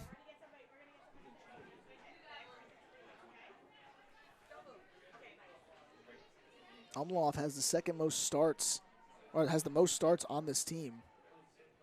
5.16 ERA, 15 walks, 22 strikeouts. That one's lined, but straight to the first baseman. And Morales just easily steps on the bag there. 2 ground outs, 2 hitters. Yeah, Cosentino had a good start to their last game, went 2 for 2 right there. Got a good pitch she wanted to hit. Tried to pull it right down the line.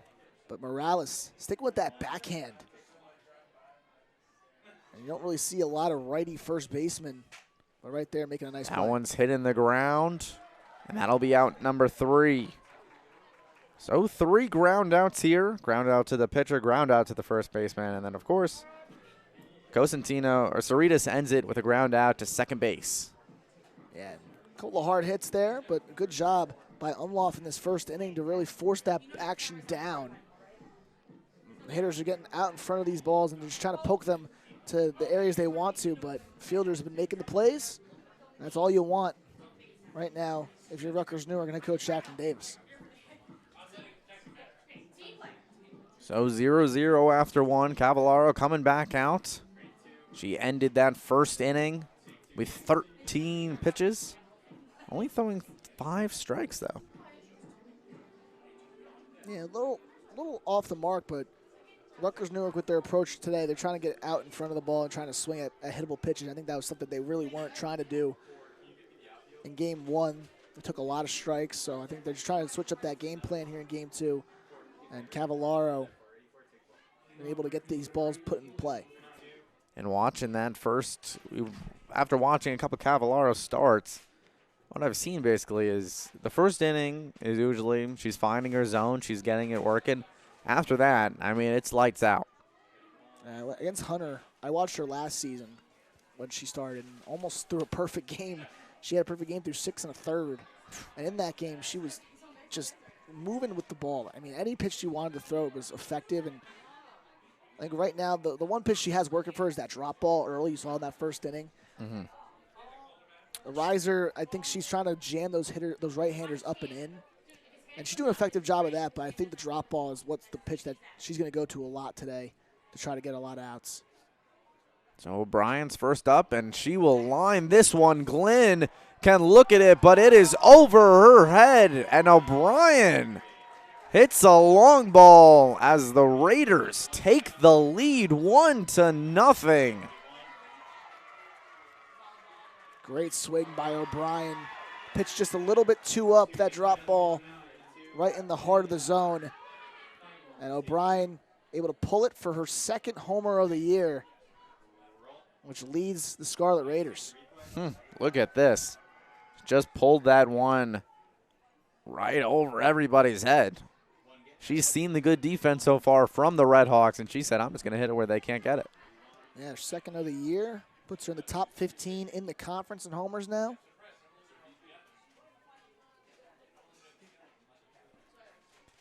So now a 1-0 lead as Kaylana Feigl comes up to the plate. Strike 1 on her. Saw her play left last game. Struggled a little bit defensively. The bat was there, though. Yeah, she was making some key hits in some big situations.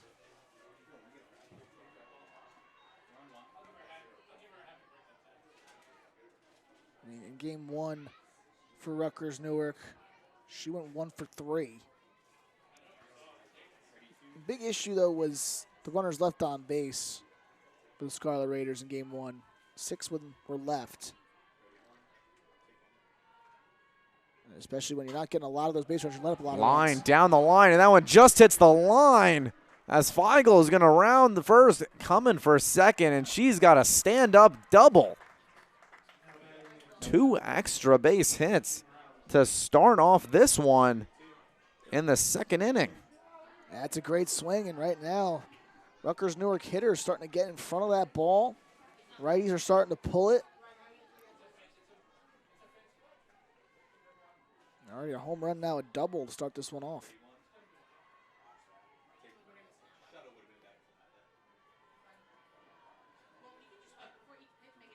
And the pitch upstairs to now the 6 hitter, Josephine Morales, number 7, playing first base today. Runner in scoring position with nobody out here. Already a 1-0 lead as that one's tapped on the ground. Colligan's got to charge it. She'll throw over. Misses the throw. And everyone's going to move up a bag. Yeah, I thought initially that was going to be called a foul ball. It looked like that ball hit off her foot on the swing. So now runners on the corner. Still nobody out. Yeah. And a wise mound visit here from Coach DeGenhart. Yeah, and Morales swung that. You saw it took that weird spin in the infield. Almost had like a little backspin. And great job by Colligan to stay with the play and try to make that throw. That's not an easy throw when you got to sort of rush it a little bit. But you see, when she was charging in on that one, the ball kind of took a weird bounce. And you could see she had the glove in front of her. And then she got to make this weird turn. And, I mean, even she makes the good grab, but then you got to make that accurate throw with little to no time. Yeah, and now first 3 batters of this inning have reached base. And now you got to really settle down Cavallaro, because these are the moments where typically in the past she's been fantastic. When she lets up a few base runners, she gets a few hits on, and when she has that pressure on her, she makes the effective pitches she needs to make. And I think that's what the mound business is probably trying to address is you've done this in the past. You know how to get through these situations. Go do it.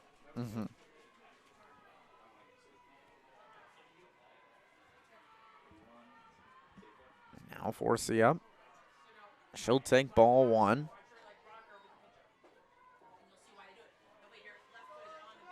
And Farisi game 1 got pinch hit for after going 0 for 1. So we'll see if she could stay in for the rest of this one. Sophomore from North Bergen. She'll take ball 2.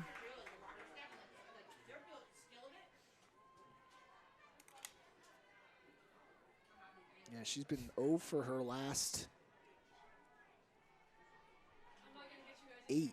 So she's trying to look for a hit here. 2-0 pitch. This one's popped up. Cavallaro doesn't need to move too much, and she'll make the play. As Forsey is going to fly out to the pitcher in that one. Doing a little bit of everything. Yeah, finally able to get someone to swing under that ball. That pitch was the one that's been lined into left field twice now. Finally able to get an effective piece of contact. Swing and a miss there from number 20, the shortstop today, Calbarno. Yeah, good changeup, effective first pitch, trying to get one over for a strike. And that was what Rizzi was doing in the last start, was just trying to start hitters off with a first pitch strike, get ahead early, and then build off from there.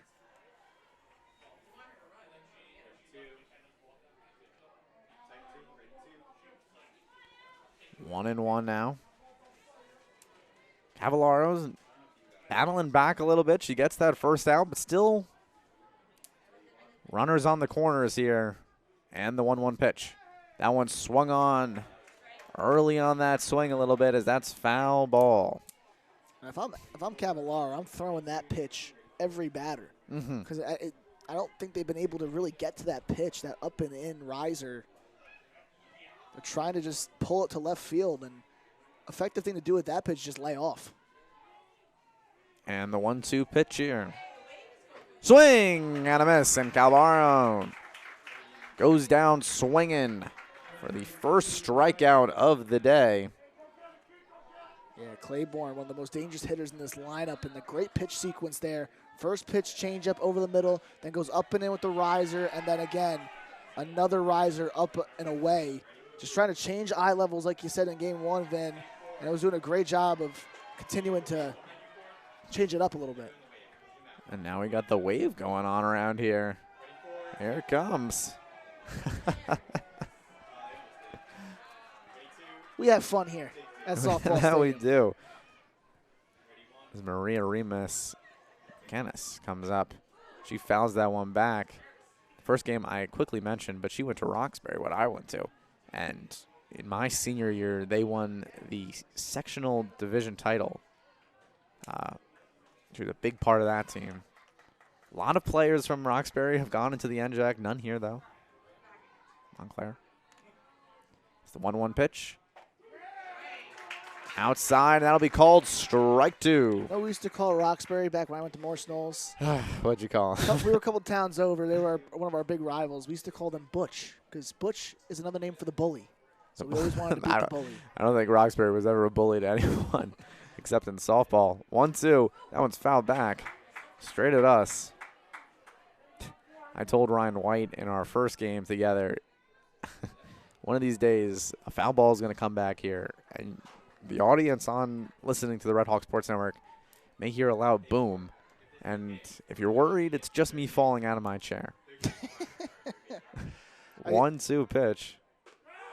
She went, and that's strike 3. So she gets out of the jam with just the leadoff home run. After that, with runners on the corners, she strikes him out. And the fly out straight to Cavallaro, doing it all herself. I'm telling you, that's what Allie Cavallaro does best. It's when she gets in these little trouble spots, she has a great way of navigating out of them, which, I mean, as a pitching staff, you want, because you don't want as much because she has to throw more pitches, but the effectiveness to be able to buckle down those situations and get out of it, that takes a lot of guts, and you're going to be happy with Allie Cavallaro, not giving them as many runs, but you'll take the hits with no runs. So the 4, 5, and 6 hitters are due up for Montclair in Liz Mullen, Juliana Casillas, and Chloe Saperstein. A little bit different of a lineup than we saw this first time through. Mullen sitting at the 5 hole last time has moved up to the 4. So now down 1-0. Get to see how Umlauf deals with a lead for her team. It has the first lead of the entire afternoon for Rutgers Newark. Montclair's held the lead in every single inning, aside from the first here. And Rutgers Newark, of course, getting their first lead tonight with that solo home run. And the first pitch to Mullen is outside and high for ball 1. Mullen in game 1 went 3 for 4, 2 ribbies in that one. Popped up to Remus McNeese, and she'll make the catch. It was her first 3-hit game, and looking to really keep that pressure going. And you got to imagine how she's been feeling this season, continuing to really play well as the season has gone along. And as we know, shortstop is a pressure-filled position here at Montclair State with all the great talent that we've had over the last few years. Mm-hmm. Casillas looks at strike 1.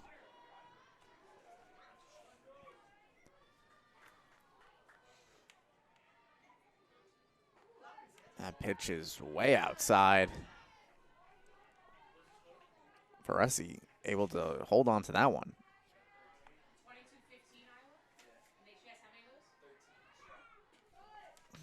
A good take there from Casillas. She saw that drop ball coming in on that last pitch. Umlauf tried to pull the string, go back door.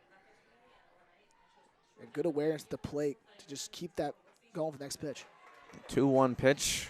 She goes swinging at a low one there. It evens the count at 2 apiece.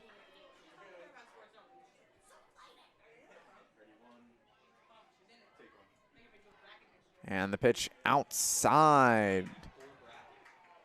It'll load the count at 3-2 here. I swear I could have saw her just do a Soto shuffle right there after taking that pitch. That's how this at-bat's been going. It's been a real battle.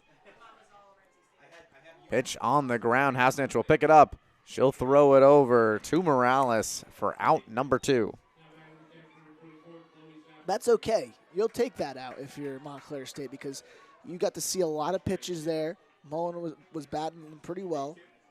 Or should I say Casillas was battling really well there in that bat. Just continuing to foul off pitches, look at some outside pitches. You got to know the strike zone, and right now Casillas looked good in that at-bat, just had to roll over. That one's upstairs to Saperstein. Saperstein struggled with the bat a little bit earlier, but she came here against Hunter College, I believe, against her sister, who was the coach there, and they won one. They lost the second one, but she came up big, getting 2 hits. Yeah, and Saperstein known a lot more for her glove, but a great hitter nonetheless as well. When she gets into these good hitters counts like that, she's just continuing to just work the count, see pitches, and when she gets that perfect pitch that she wants, has a great inside-out swing and go the opposite way. It's now a 3-1 count with 2 outs, and that one swung on. It's going to drop behind second base, and Saperstein's on with a single. That's that inside-out swing right there on display. Sees that pitch kind of diving back in on the hands, and then just goes right up the middle with it. And Montclair State getting their first hit of the game. It'll now be Molly Colligan, the third basewoman, and she's hit there. It's now 2 on with 2 outs. She looks okay, though. Yeah, it looked like that was just a riser that got away from Umlauf. And Colligan taking one right to the hip. And now time taken here is, I think Jacqueline Davis wants to talk it over because you had 2 quick outs here for Umlauf here in the second. And then you followed up with a single and then a hit by pitch on the very next pitch. Try to get her back into her element. Because last thing you need is what happened in game 1 and how the Redhawks were hitting with 2 outs. I mean, they're 0 for 1 right now, or they're 1 for 2 right now, with 2 outs. Now you see Alyssa Santiago coming up, a big AB for her. And you see Molly Colligan just saying, "Take it easy," you know. Still got a lot of softball to play, whether you get a hit or you don't get a hit here. Try to stay a focused approach. And the pitch, she'll show bunt. She'll pull back before, and it'll be a 1-0 count. I think the infield kind of knew, too. You see at the corners right now, Morales and Housenet really trying to play it for that bunt. And that one's strike 1.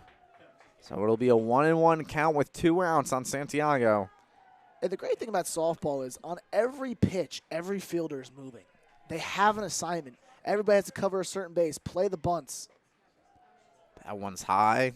Just like you said, everybody moving on the infield, especially there. Even Remus McManus out in center field coming to cover second because the shortstop and middle infielders trying to converge in the corner infields are going to play the bunt. That one's hit on the ground, picked up by second base, and thrown over to Morales as they get out of it.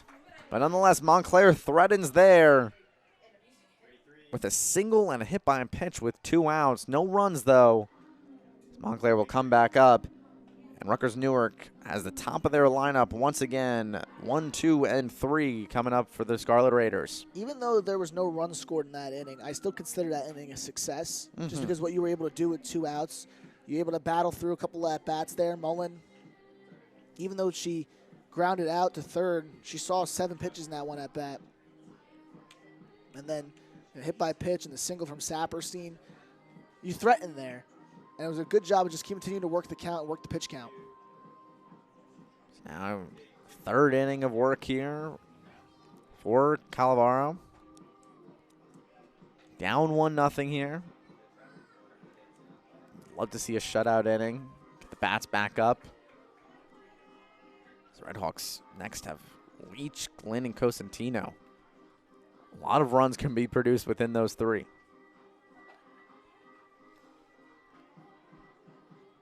Cavallaro has led the Redhawks in strikeouts the last 2 seasons. And this year it really hasn't been a strikeout-centric approach for her. 31 strikeouts in 52 innings. It's just that now I think she's focusing more on just trying to perfect each pitch that can lead to her going longer into games. She's been a big part of this Montclair State pitching team that holds an NJAC 3rd ranked 2.26 ERA. They have 5 shutouts, 5 shutouts. Only 2 teams better than Ramapo, who owns 6, and Rowan, who has 10 shutouts. They're 25 games played.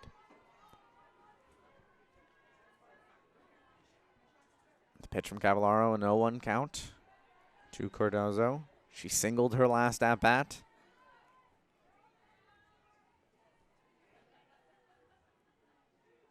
Able to square up one of the first pitches she saw. Take it up the middle. 1-1 pitch. Swung on over the head, but foul. All these hitters today have been really tactical. They're just trying to place the ball. It's not more about trying to hit the ball, you know, for singles and doubles. You're just trying to find a spot where really there's no one set up. Very smart approach for both these teams today. The 1-2 pitch.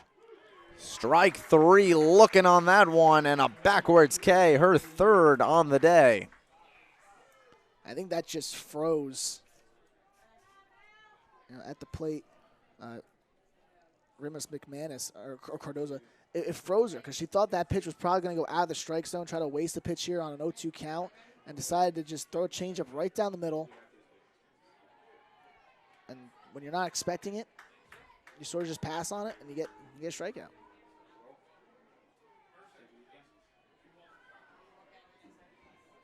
And there's the replay right there. Effective changeup around the outer half. Froze her. O'Lear, she'll swing on that one. Glenn's got a beat on it. Ooh, in and out of the glove. Almost had it. Oh. We saw her make a great catch in game 1 where she went back out of the wall.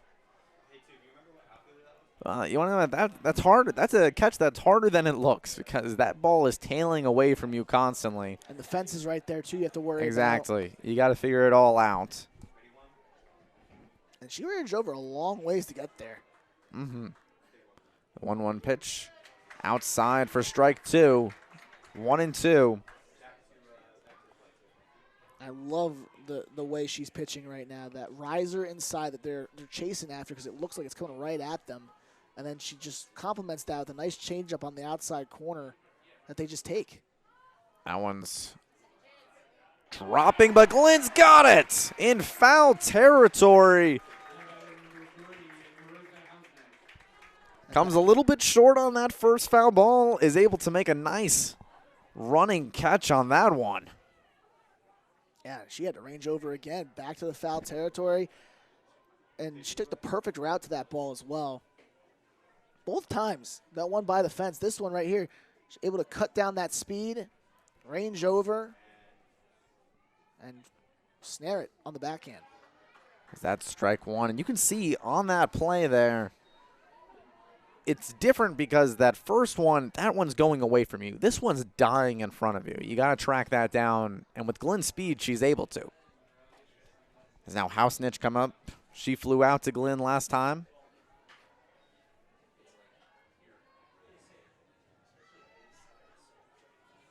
1-1 count here.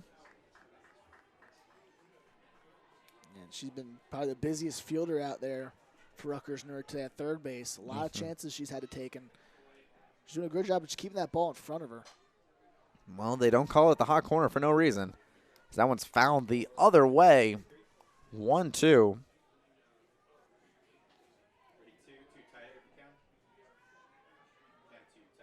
Yeah, Housenich came in today with a 289 average, driving in 6 runs, 6 doubles. She had another one in the last game, so now 7 doubles on the season.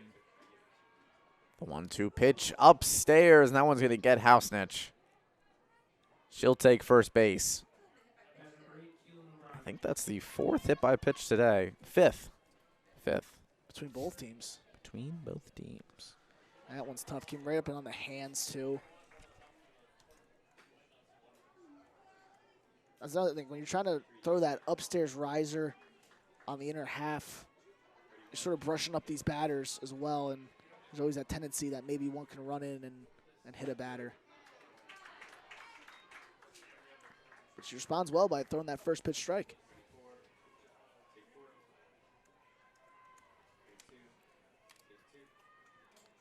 Oh, 1.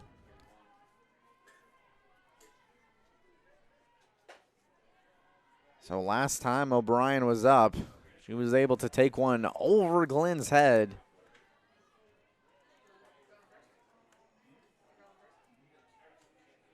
Yeah, she had that great swing. Low in the zone, kept her head down, and was able to pull it over that left field wall. Swing and a miss there, as it's now 1-2.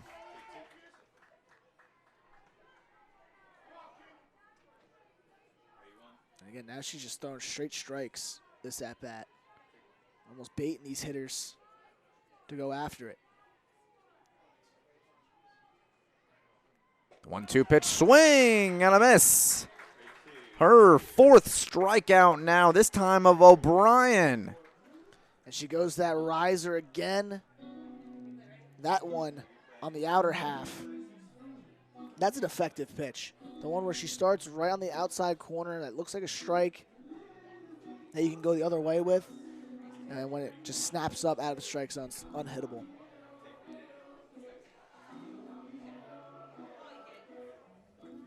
Now we go to the bottom of the third here.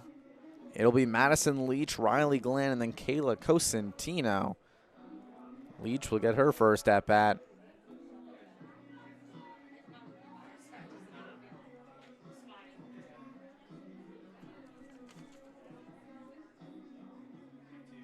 Madison Amloof looking for her third shutout inning tonight. Madison Leach, definitely someone I'm excited to see here in game 2. After only getting one hit in game 1, she's been hot as of late. 3 for her last 5.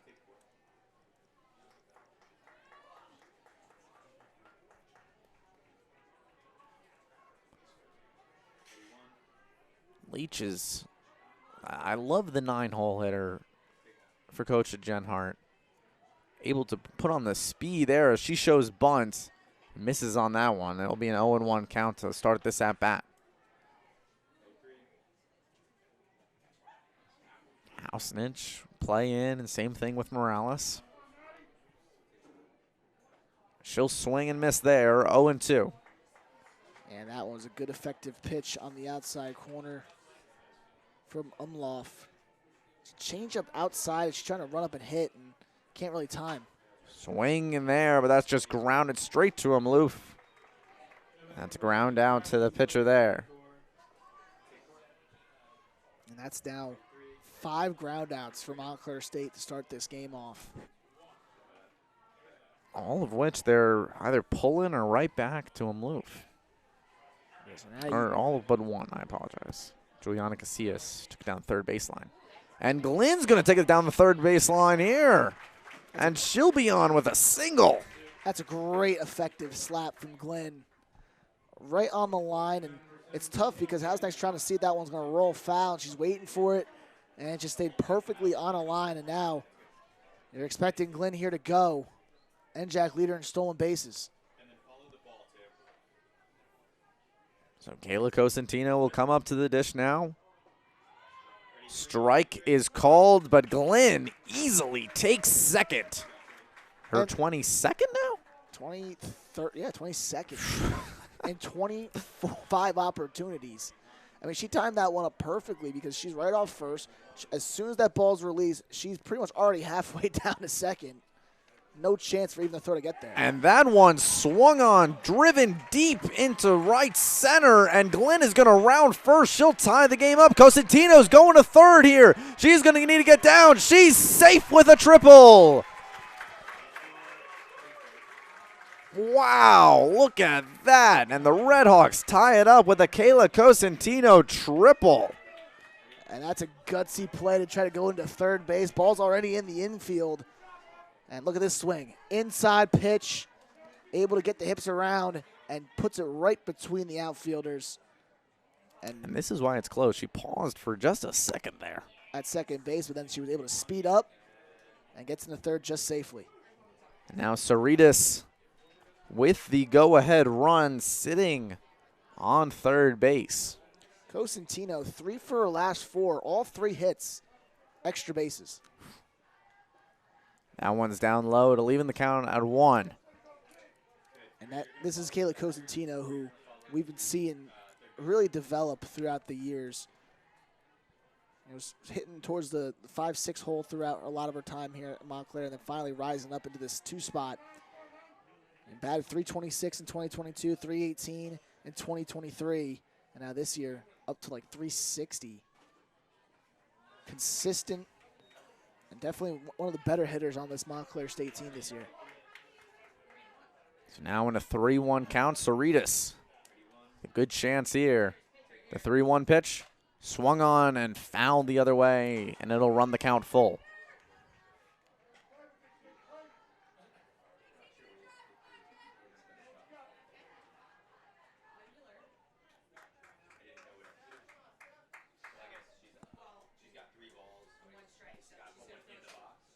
That one's popped up on the infield, and that'll be Claiborne making the play there.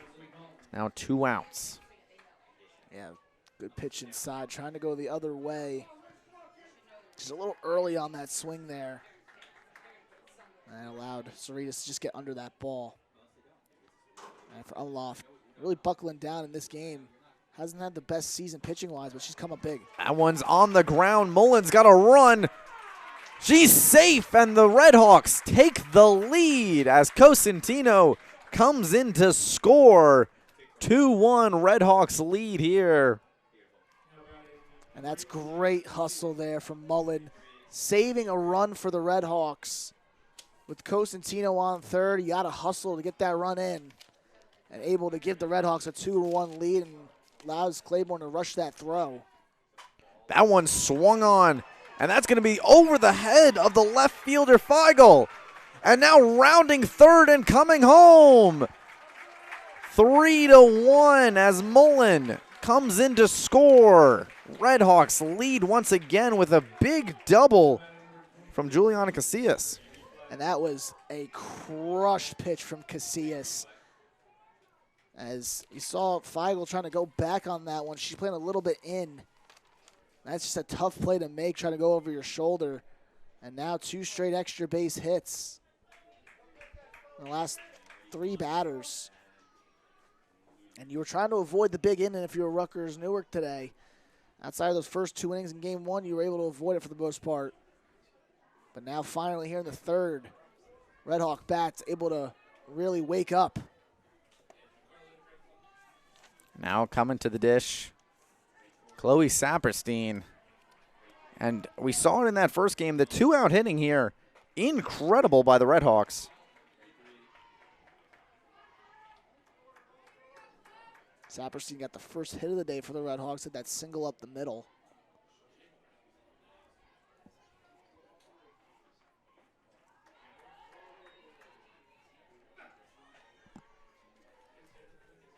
Quickly now in a 1-1 count. The way she's been hitting at the plate already with 3 RBIs on the season and only 26 at-bats.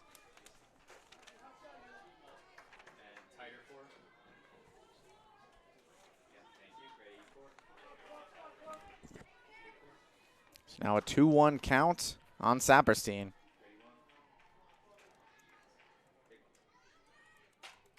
That one's hit the other way. And that catch will be made by the right fielder.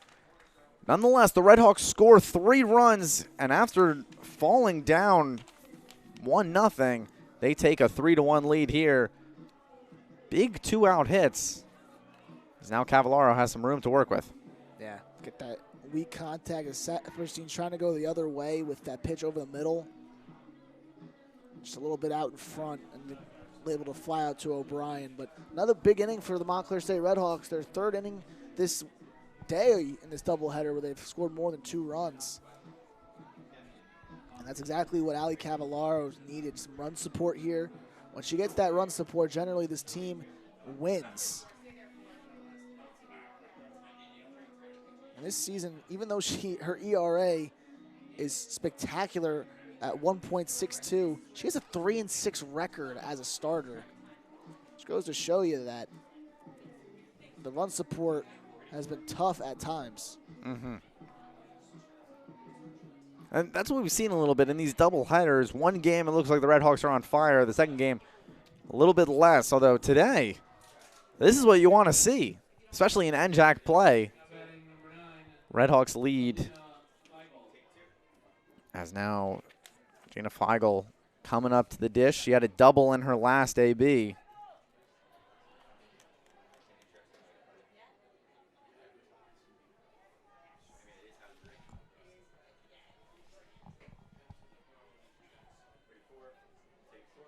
Yeah, she followed up that home run from O'Brien. Got a pitch she could handle. Was able to pull it deep. 1-0 now to Feigl. I think that's what Cavallaro is really trying to emphasize here in this at-bat, is trying to bury that drop ball. Last time that she versed Feigl, Feigl was able to take that pitch that she left up. Get inside there. 2-0 now.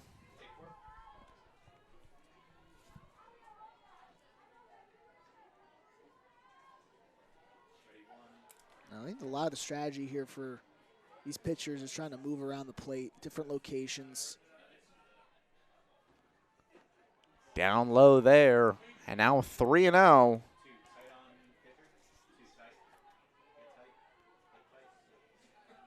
Feigl did double in her last AB, but you don't want to walk anyone, especially to lead off the inning after taking a 3-1 lead.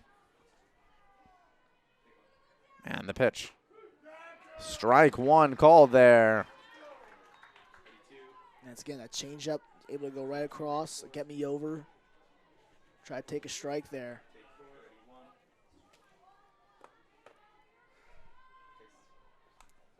That one's down low, and that'll be ball 4. So Feigl will walk here, and Morales will come up, who last time hit the ball towards Colligan at third. Hit the ball towards third, and that's when we saw the error throw from Molly Colligan. Yeah. I think right now, Cavallaro, after the first leadoff walk, and right now the focus should be right that, doing that riser, try to play it in. And that pitch has been effective all day, and I'm shocked that she hasn't tried to throw it more often, because when she does, it's a lot of foul balls, a lot of swings and misses.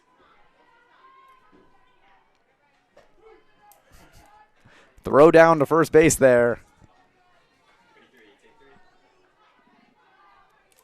And a good idea. She was off the base. A couple steps. Saperstein trying to keep her honest. Throwing behind the runner. So now an 0-2 count here. And that'll be strike 3 called. Another strikeout for Cavallaro. And right there, it was again outside, riser. Starts that one at the knees, it ends right at the waist. And right after that pitch was over, you could just tell Morales kind of knew that one was strike 3. Popped up here. Glenn and Leach converging. Leach will come down with it. And that's going to be an F8. Good communication between the two outfielders. Leach ranging over, sees Glenn coming across, and gives her the hand saying, I got this one. And just like that, after the leadoff walk, Cavallaro buckling down, getting a key strikeout, and then a quick fly out.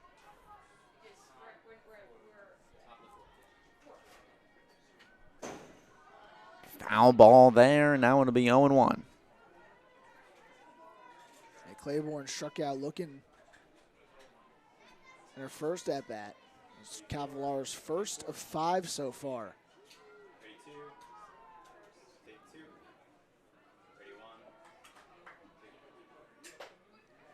Foul ball there. It'll be 0-2. She tacked right there at that, again, the riser right at the waist. So Cavallaro started off this inning with a walk. Since then, really been locking in. So the 0-2 pitch goes a little high there, and it'll be 1-2. Cavallaro doesn't walk a lot of people, only 23 walks in 52 innings. So when she really does walk people, just a good job getting back at it. Popped up there. Leach has got a beat on it. And after the leadoff walk, she gets out of it with a strikeout looking and 2 flyouts to center field. Now the Redhawks go into the bottom of the 4th here. Leading off will be Molly Colligan, Alyssa Santiago, and then Madison Leach. So the 7, 8, 9 hitters coming up. Big job by Cavallaro to get through that inning unscathed.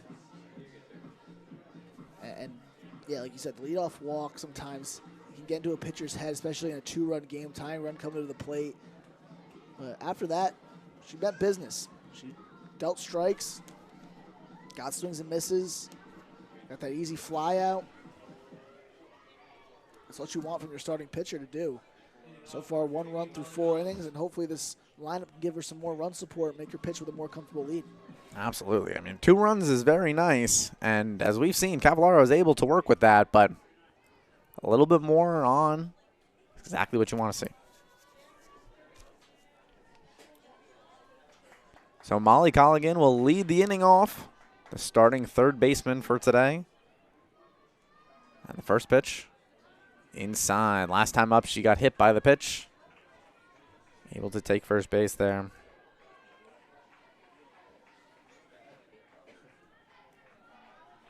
Went 1 for 3, 2 for her last 6 coming into this game. That one's outside and a little bit low. It's 2-0 now. She's trying to build off of each at-bat right now, this part of the season. That one's lined and over the head of the 3rd baseman, Hausnich. And Molly Colligan is on with a single here. That's exactly what you wanted. You wanted her after a couple of nice contact today, finding that pitch, middle, and just able to poke it to left field. Hausnich playing a little too far in on the 3rd base side. So she didn't really have much time to react as that ball was just over her head. That one's missed, and that'll be strike 1 on Alyssa Santiago. Santiago today 0 for 1.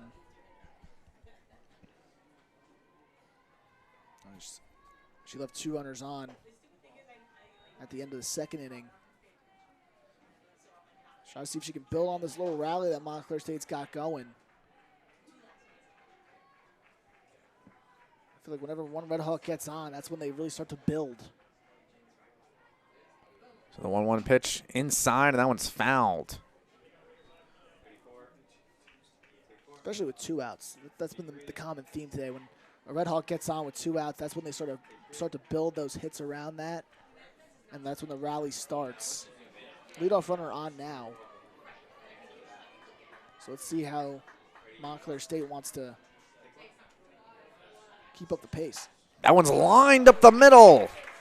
Colligan will move up a bag, and Alyssa Santiago is on with a single here. Another great swing, this one from Santiago. Just goes right up the middle. Eyes in the middle of the zone, keeps her head down. And another great swing. 2 straight hard-hit line drive singles for the Red Hawks. Gotta like how this is faring here in this bottom of the 4th inning. So Madison Leach will come up to the plate. She shows bunt for that first pitch.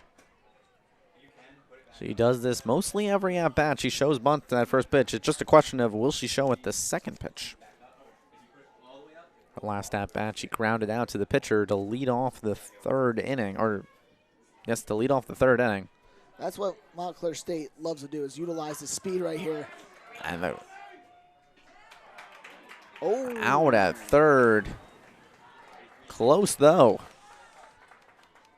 Might have got her by half a step, but that one was a close play. And good job by the catcher coming out. Number 22, that was Gabrielle Faris coming out of the crouch, throwing a house neck. Instead of taking the out at first, she had the easier throw. And even with the jump, able to get her. You see the replay right here, slide in and just got her. You want to know what? The dust gets in the way there. Can't really see as Glenn's going to foul that one back.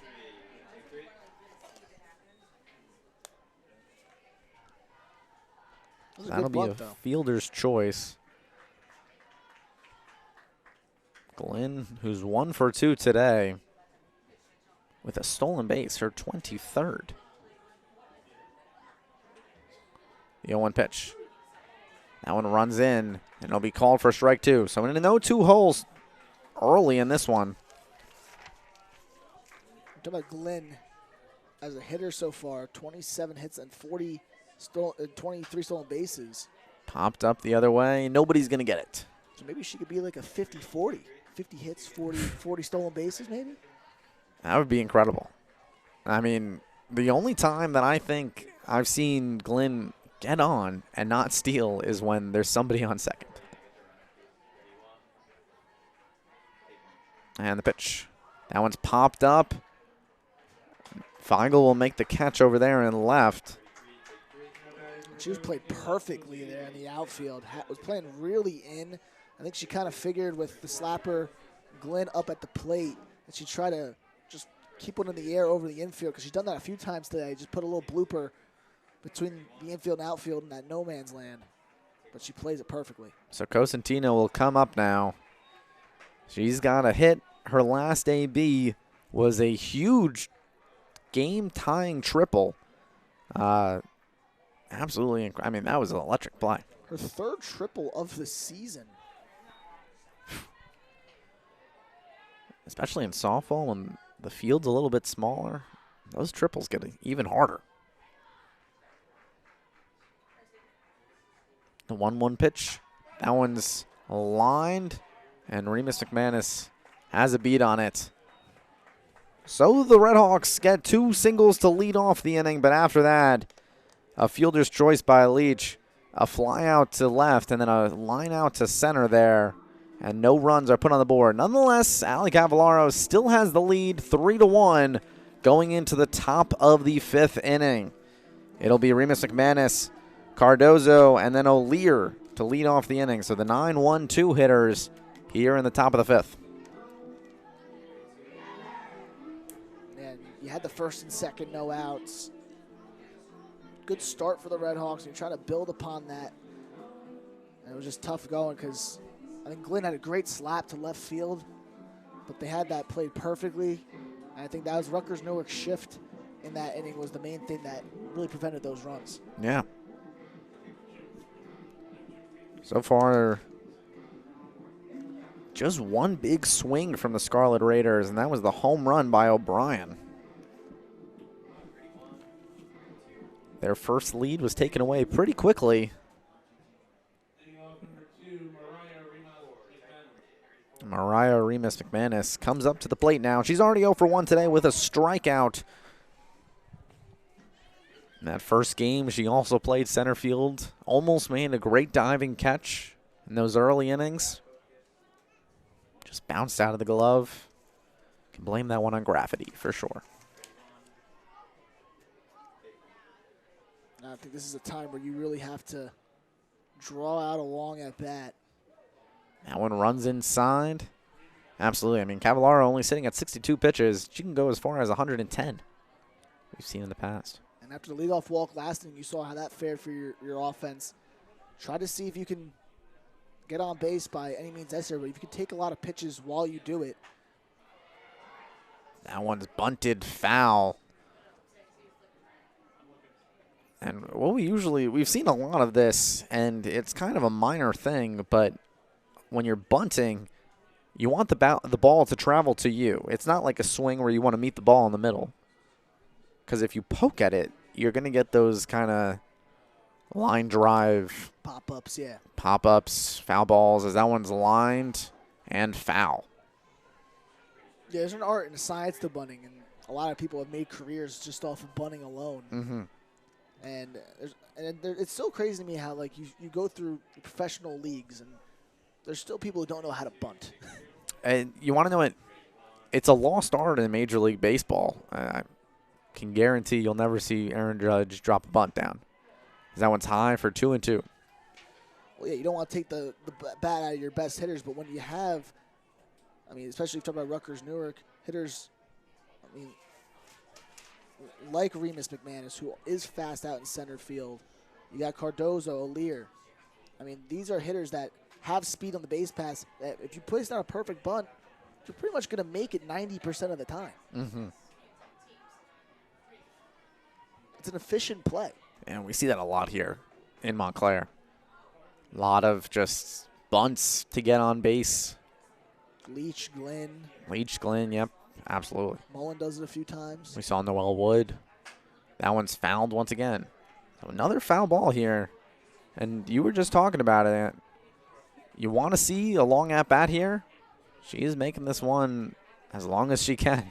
Yeah, it's fouled off a few pitches that have been a little away. And she's just waiting for that perfect pitch right now. Spoiling anything she doesn't like. That one's fouled back again. Staying in this AB. I will say, though, as a hitter, you do get a little frustrated after a while. You're just hitting all these, you're fouling off all these hittable pitches just away. You're still in the at bat, but you're like, I wish one would just go into fair territory already.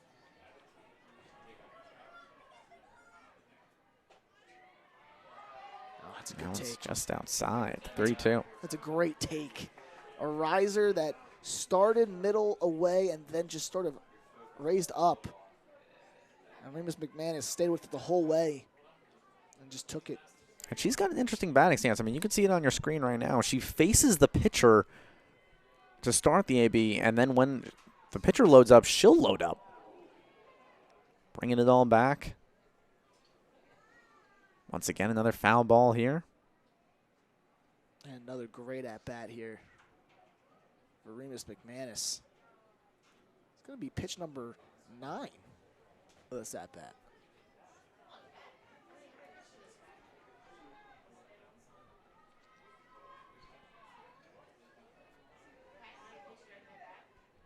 So, the count is still full. And the pitch. Line drive, foul ball again. Whew. Make it 10 now.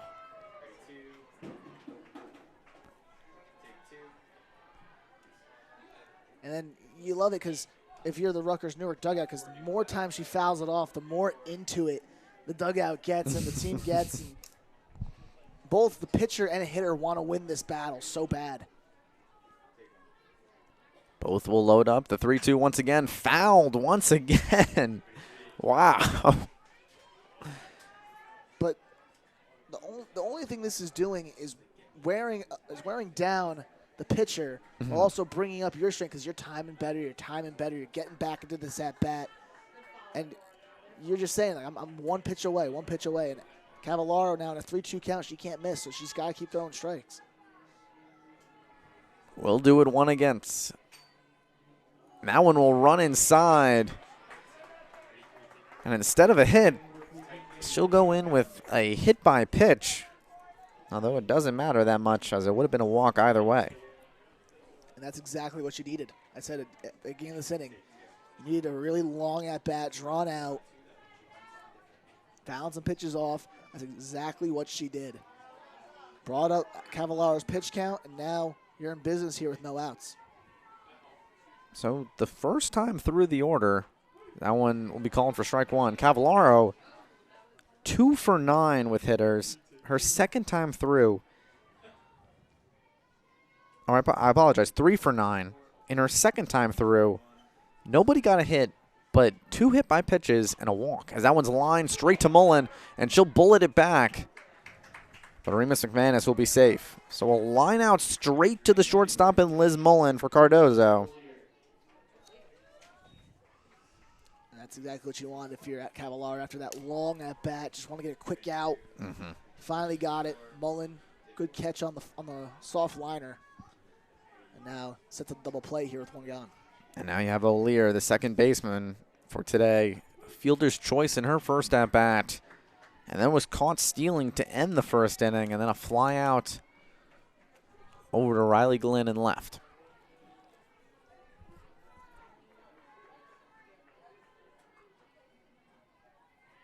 And the 0-1 pitch. And that one runs inside again. don't think Cavallaro was happy about that one. I think she was looking for maybe a leaning in instance there. So now, in this game alone, Cavallaro has hit 3 batters. Yeah. Just losing it inside a little bit. Yeah, but that's her games. That's her pitch style. She likes to try to jam hitters on the interior. And with the movement that she brings, the ball has a tendency to come in and try to hit the batter. And I don't know if that one, there's a little bit of controversy here. Maybe did she lean in? It was close. On the ground, and that one's off the glove of Colligan, and that's going to go to the wall. Glenn is going to take it up. But the Scarlet Raiders will score 1.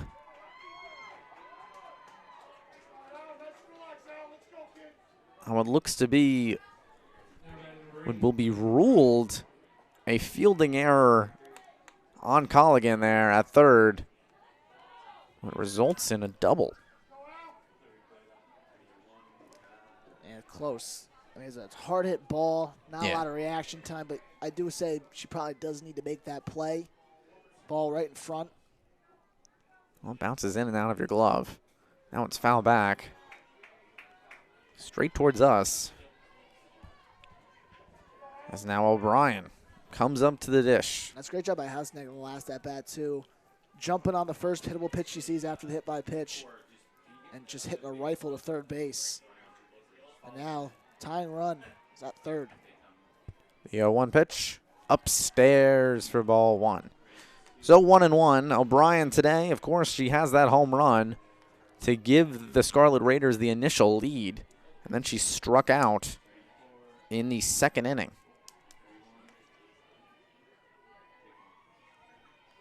The pitch here, the 1-1. Fouled back again.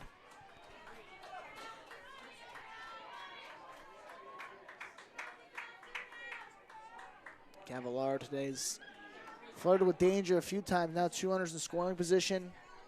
1 already in. And right now, getting ahead of the count. Just trying to switch up these velocities. I want to see her try to bury this pitch here. Try to throw that drop ball again, outside, away. And the pitch. And that one's going to go the other way. The catch by Santiago, and the tying run is going to come home. And that is going to be safe for Claiborne. Comes in safely on that one. And we are tied at 3 apiece now. Yeah, good job by Santiago, ranging her left, making the catch. That outside riser, perfect execution on that swing. And she tries to poke it to right field and gets the run home. That's all you got to do in that situation, at least score 1. And now Rutgers Newark able to tie this one up at 3. So now Feigl comes up to the plate, and she'll swing. That one's going to be fair. It looked like it dropped directly on the line. Oh, they call that a foul ball. Oh, wow. Oh. Well, the Redhawks might have got a big break there because I thought that dropped directly on the line. That looked like a fair ball at first glance. Close play, though. That got pretty scary.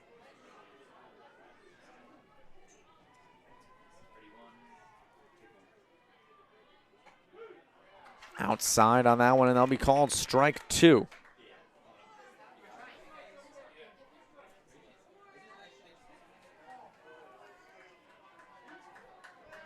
And then Cavallaro following that foul ball, able to throw a nice strike there at the knees. Now so many options she can go to right here. The 0-2 pitch, she got her looking. Feigl goes down on strikes. And Montclair State flirts with danger, only 2 across in the inning. Cavallaro doing a great job pitching away to these right-handers. And right there, a good changeup on the outside corner. Again, another strikeout for Ali Cavallaro, continuing to just pepper the strike zone. That's strikeout number 6. And her 3rd strikeout looking there. She definitely deserved that one. Wow. Good morning, good afternoon, and good night. And now Stephanie Cerritos will step up to the plate. Her and Madison Leach are the only Redhawks without a hit so far today.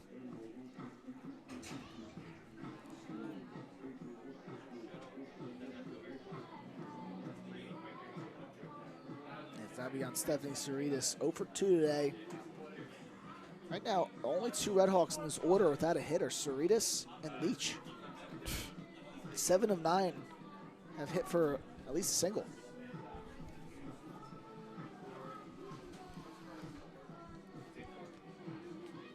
As you see Coach Genhardt talking to Chloe Saperstein. Maybe going over some catching mechanics here.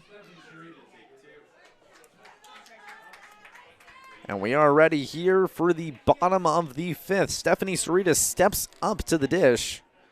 She's 0 for 2 with a grounder and a fly out to the shortstop in Claiborne. Second team All-NJAC player a few seasons ago, Cerritos. Wherever they put her, designated player some games. And of course, pitching in the last game as well. Really giving a lot of versatility to this team. That one's grounded to the second basewoman. And that'll be out number 1. Yeah, easy play for Orlear there in the hole. Ranged over to her left a little bit. All in one motion. Able to get her. So our second ground out to the second base position here.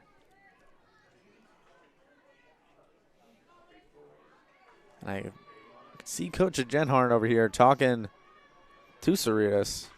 Imagine she's talking about you're a little early on it right now. That's 2 ground outs now, both to the second base position. As Mullen will take strike 1. Mullen had that big RBI. Her last time up, was able to score Cosentino.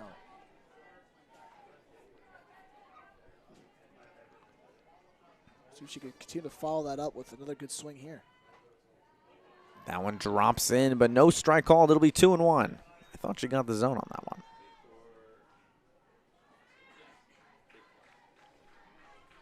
Yeah, I want to see her try to focus.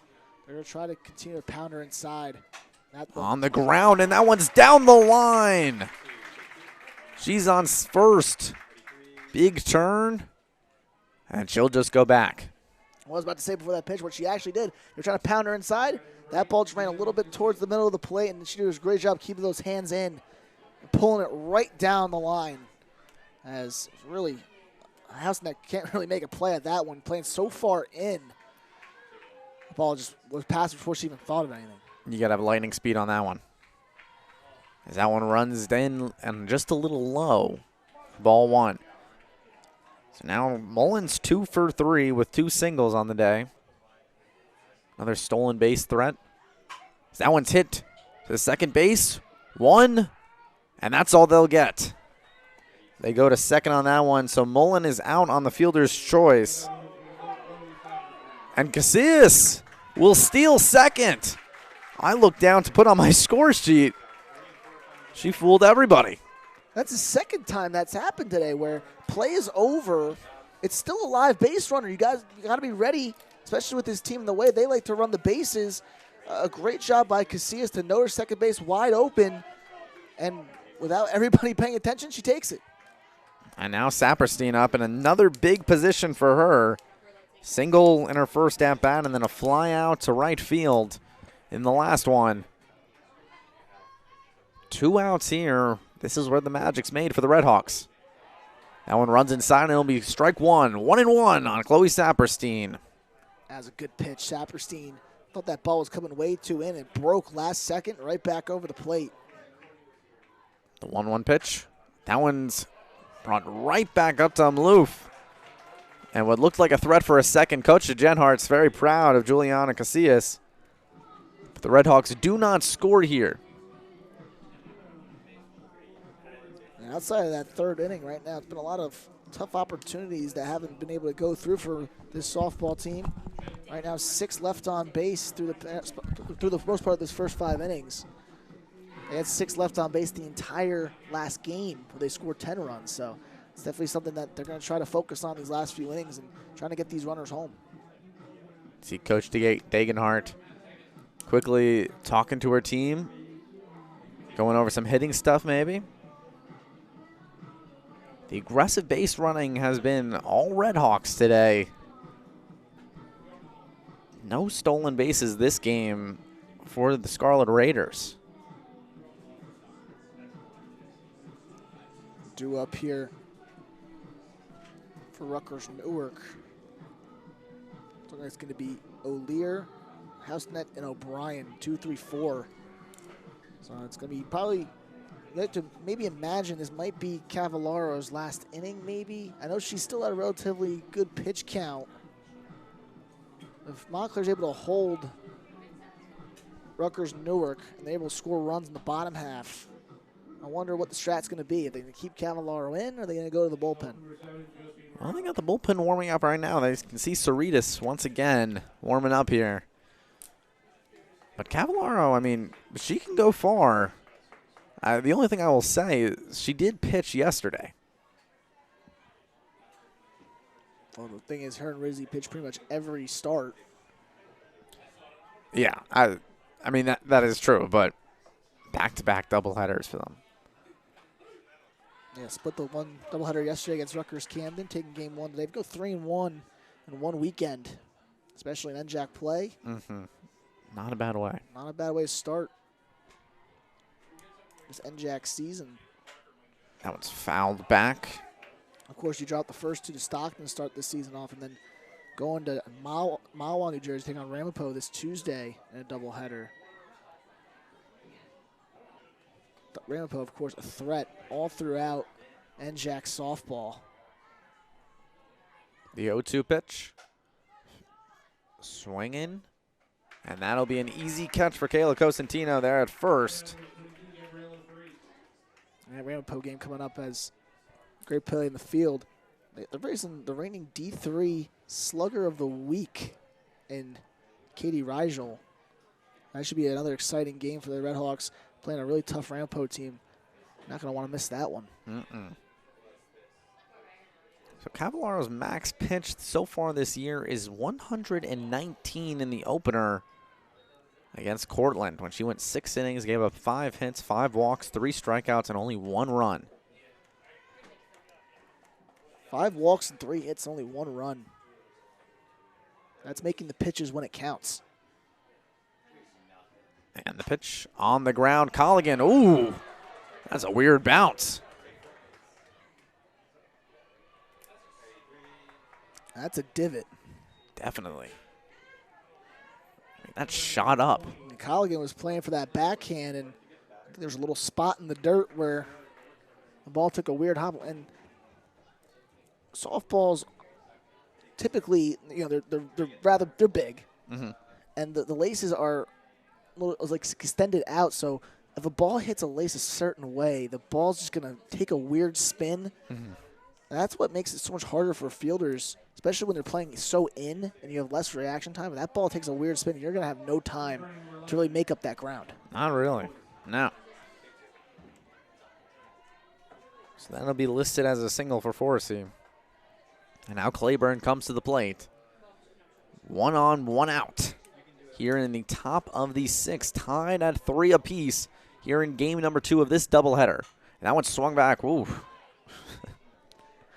I got dizzy for a second. Get scared there? I told this joke on a broadcast last season, and I think it's my usual joke. Whenever a ball comes close to me and like it looks like it's about to hit me, I know you would get an appreciation for this because you're a fan of dad jokes. I do like dad jokes. Luke Sirianni, who lives behind me right now, is a fellow intern, is going to live with me next year, says I'm the king of dad jokes. So you want to hear a good one? I would love to hear a good one. I didn't know why the ball was coming at me so fast, and then it hit me. That one swung on and missed. 1-2 to Claiborne. I said that on a broadcast last year with Campbell Donovan, the great Don, who who's graduated, and he just looked at me with such disgust. Like I just insulted him. It looked like the way he was looking at me after I said that. The 1-2 pitch, and that one's fouled back. I can guarantee you the only thing that Campbell hates more than dad jokes is long walks in New York. Absolutely. So the 1-2 pitch now to Claiborne.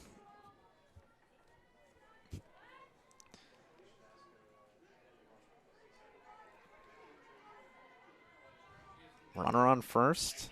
1 out here. The outfield shifts, and that one's on the ground. Mullen is going to backhand it. She'll gun it to second, and she'll be safe, but whew. Yeah, I mean, that's a perfect play in the hole by Mullen, and that's the only play she really had. She didn't have time to make that throw to first, so she had to throw it to Casillas as quick as she could. Had a little bit of a bobble there on the transfer, but made it close nonetheless. Yeah, you got to imagine that Liz Mullen's favorite player is Derek Jeter, going for that big throw. Only thing she's missing is the jump. The jump. Yeah, you want to know, you make that jump and everybody's safe by a mile.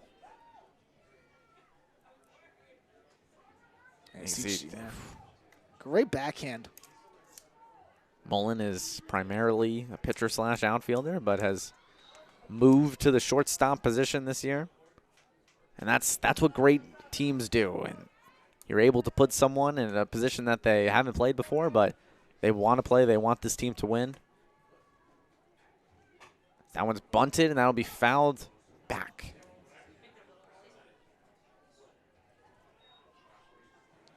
Montclair's the fourth best fielding team in the NJAC this season at 95%. And Rutgers Newark actually in last place with 91% fielding percentage. Sometimes plays in the field dictate the outcome of games so heavily. That one's fouled back. Especially in softball when everyone's shifting around, especially at those bunt plays. You have the corners coming in, the middle infielders covering the first and third base bags, and then the outfielders coming in. So much movement that sometimes making these type of plays, it's just difficult because you're sort of compensating for other areas of where the ball could go. So Maria Remus McNeese comes up to the dish, and she strikes out looking here after a long last at-bat. She strikes out on 3 pitches as good morning, good afternoon, and good night. And you can tell Cavallaro is probably a little excited, a little extra emphasis on that strikeout after that long battle the last time up.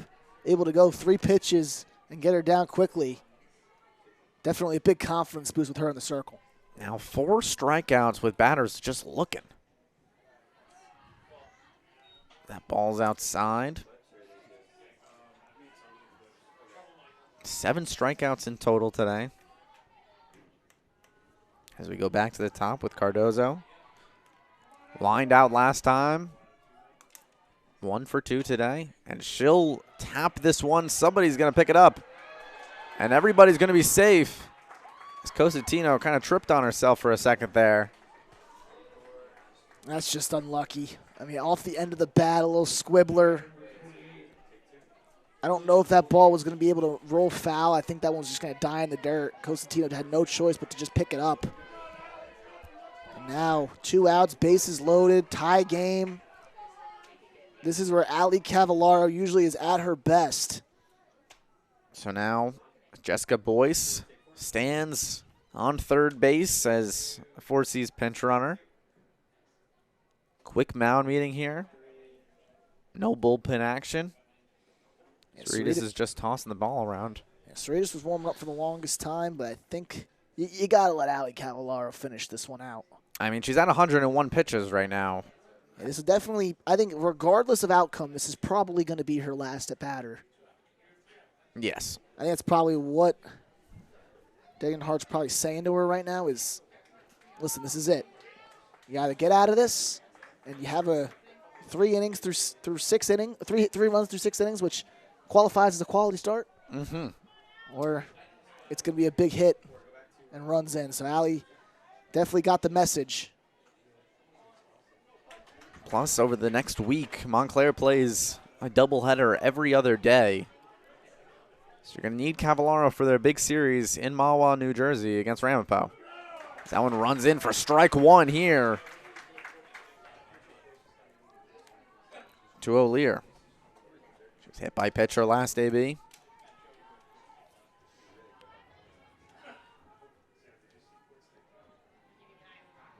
Every pitch so important right now.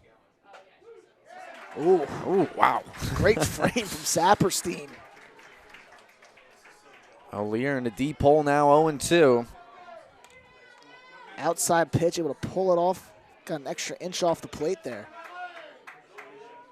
0-2 pitch. That one's popped up. Casillas is there, and she gets out of the jam. We stay tied at 3 as the offense is ready to come up, and Cavallaro once again showing the world what she's got. Perfectly executed pitch. 0-2 can go on to anything there. And that time, able to force the pop-up. Casillas, great job settling under it. And with 2 gone and bases loaded, I think that's been the story of Ali Cavallaro this year. She gets in a little bit of trouble, but she's able to work her way out of it. And as a pitcher, 3 runs over 6 innings, you'll take it. As it looks like back out to pitch, it's going to be off for another inning. You want to know what I like to say? What's peanut butter without a little jam? So now we have the 7, 8, 9 hitters for Montclair. Molly Colligan, Alyssa Santiago, and then Madison Leach to round out the order. Tied at 3 apiece here in the bottom of the 6th. If the Redhawks don't score here, it would be a walk-off situation for them.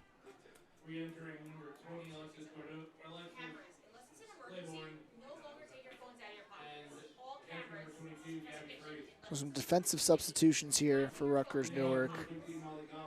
As Forese still at catcher and Claiborne at shortstop. Late inning moves here. Got to have your best defense out on the field. That one's outside and called for a strike on Colligan. Colligan singled in her last AB. Right over Hausnitch. Nice line drive single. That was back in the 4th when her and Santiago both led off with a single. After that, no work to it.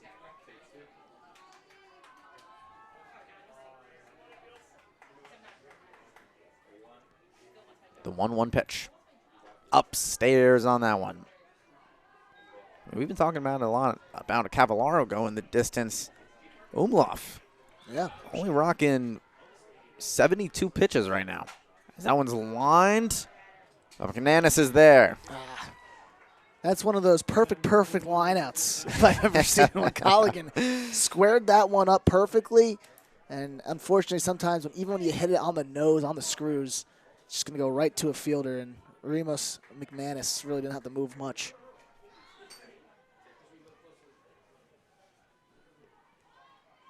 I play MLB The Show. I got perfect lineout. You bet I'm a little frustrated. I love playing Khalil Callaway, who's not here right now. I think I beat him like 8-0, and he had like 10 perfects and only got 1 hit off them. The 0-1 pitch now, hit the other way. Santiago finds a hole, and that one's going to go past, and then it'll go to the wall. O'Brien. Ooh, just in and out of the glove right there from O'Brien.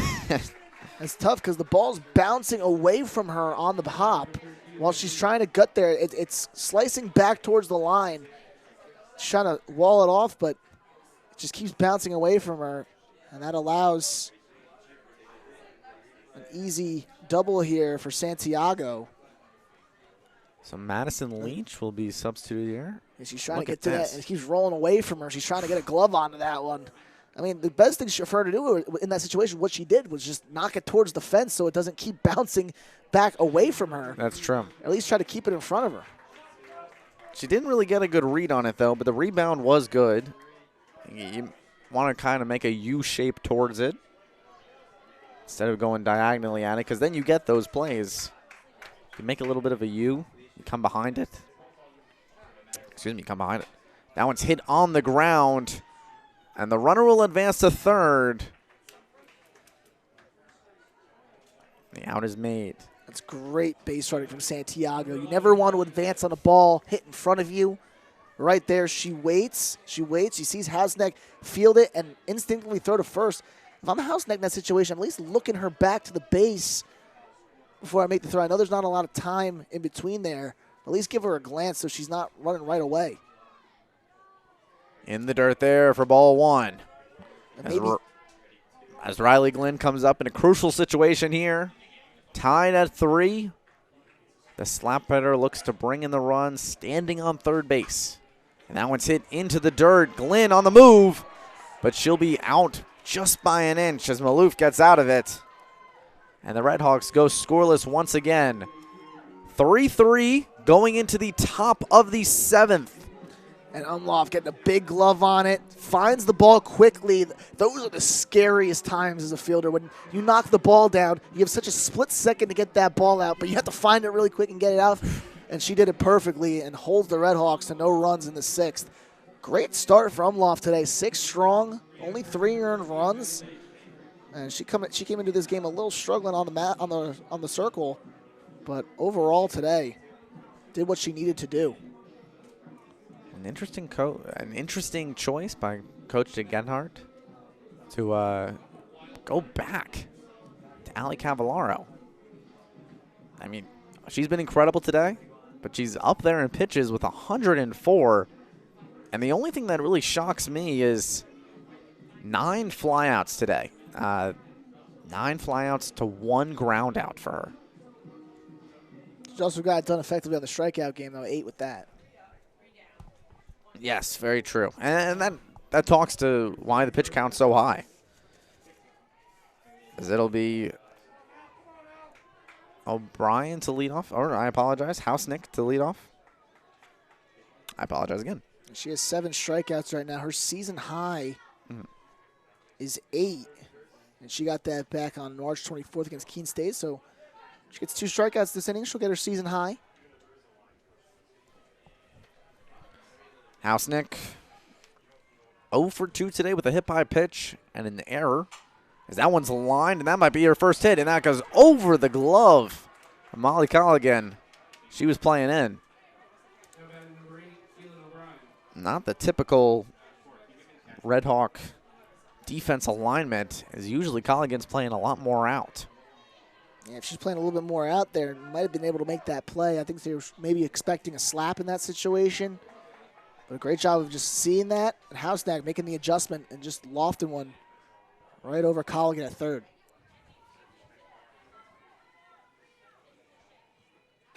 On the ground there, Mullen. That one eats it up. 2 runners on, no outs. Early in this one as O'Brien gets on with a fielding error by Liz Mullen at the shortstop position. Now, infield conference, that's a tough play for Mullen. I think she just got caught in between on that hop there. She kind of over-pursued that ball. Again, she's got to go to the backhand on that one. And the Scarlet Raiders are threatening early in this 7th inning. Nobody warming up in the bullpen for them. This is all Cavallaro.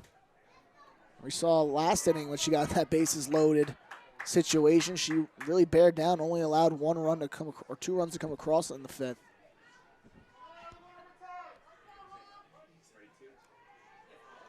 She wants to go the entire game here, it looks.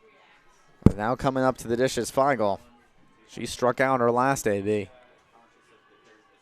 With nobody out here. That one's inside, and it'll be ball 1. I go 1 for 2 today with a walk. Only walk issued by Cavallaro today. I only see 1 walk across 7 innings. It's just the hit by pitches that scare me. Yeah, that's it. That one's down low, and it's 2-0. Standing on deck is Morales, who's another 0 for 3 hitter today. Got on with the error throw from Colligan in that first inning. 2-0 pitch. Swing and a miss there. 2-0 count. You had to challenge there. Cavallaro throwing that riser right in the middle of the plate. Tested her. And O'Brien just missed it. Homered earlier in this game, too. So the fact that she had the nerve to go to that pitch shows you she's confident right now. And the pitch. On the ground, Colligan will step on third. She'll go to first. She got her! Double play! Wow!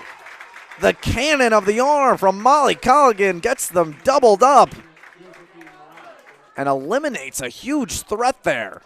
Molly Colligan, first two batters get by, and I think that's what Cavallaro was trying to do. She was jamming her the entire at-bat, was hoping for that ground ball to third, and she got it. Colligan played perfect depth, made the play, and in time, and you see it fires up the entire infield.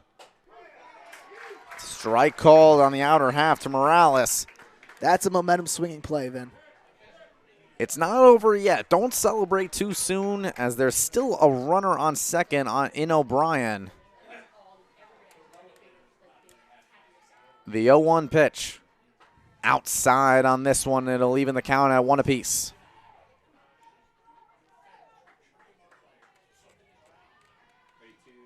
In these moments, your Cavallari, you got to trust your dugout and your catcher to call the right pitches. You just need to execute on what they say. You live and die with the results of what your team is calling for you. The 1-1 pitch. Fouled back. 1-2. Just missed. Morales, good timing on that riser. I don't think if you're Cavallari, you want to go to that pitch again.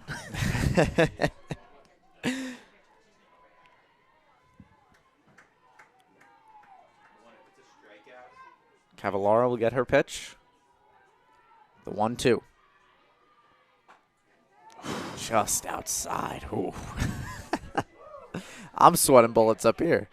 Yeah, it's a good pitch to throw, though, in that count. 1-2, a borderline pitch. Makes the hitter guess. Now with the 2-2 count here, you really have to make the perfect pitch.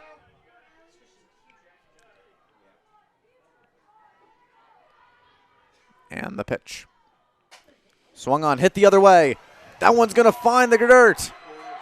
And the Scarlet Raiders will take the lead here on an opposite field single by Morales, which brings in the big 4th run here. It could have been a lot worse, though. 4-3. For Morales, that's RBI number 2 on the season, and a huge one. Battled that whole at-bat, just missed a pitch up in the zone, and then that time she doesn't miss it. Going the opposite way and just finding some green and putting Rutgers Newark ahead for only the 2nd time all game. Feresi will come up. She'll take strike 1.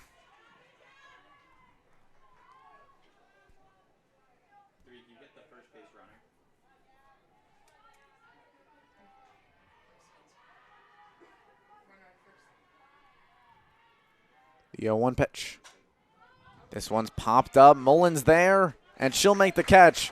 Though the damage is done, Redhawks down by 1 going into their final 3 outs here in the bottom of the 7th.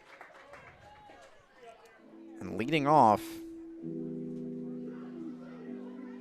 they will have Kayla Cosentino, Stephanie Cerritos, and Liz Mullen here with the final 3 outs, game on the line. Not a bad 3 to have up. I mean, this is it. This is meat of the order.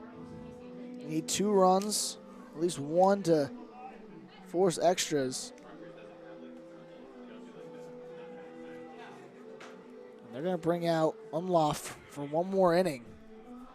Both these aces have kept this game relatively close. And I think right now this has just been what you kind of expected with both these pitchers coming in. Trying to jam hitters on that inside with that high riser. And they're working that changeup away on the outside corner. It's typically what they've been approaching to on these righties, and it's been effective today. Cosentino coming up. She's got to ground out a triple and a line out to center in her first AB. In her last AB. I apologize. The Redhawks have definitely found the hitting today. 9 hits so far. Leach and Cerritos are the only 2 Redhawks so far today without a hit. Cosentino came into this game today with a .493 on base percentage. Highest marks on the team. And today 1 for 3 in this game. And the pitch. Strike inside, a little upstairs on that one. Oh, and I think Coach has some words for that. Just wanted to know where that pitch was, and he said right around chest high. 0-1 pitch. On the ground, and it'll find a hole! Cosentino leads off the inning with a single. And Cosentino was looking around first there.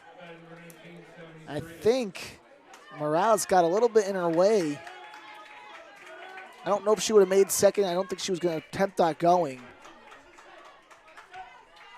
But a big leadoff single for Kayla Cosentino. Another multi-hit game for her. Fantastic run. Cerritos now, one of the Redhawks with no hits so far today. 0 for 3. A pair of groundouts and a flyout. Cosentino has gotten multi-hits in her last 3 games.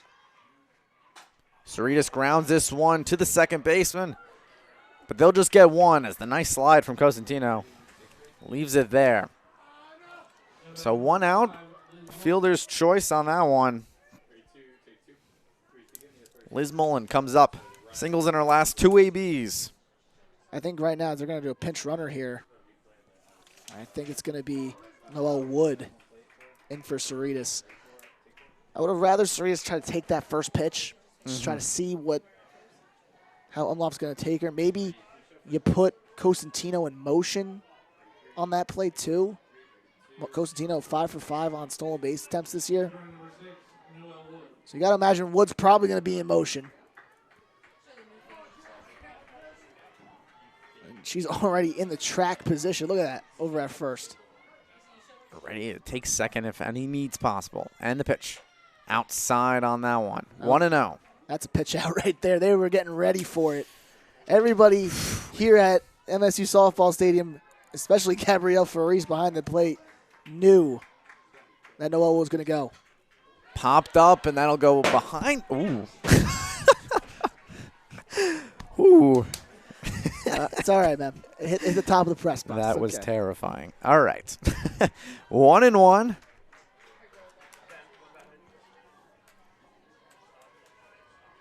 To Liz Mullen. The 1-1 pitch.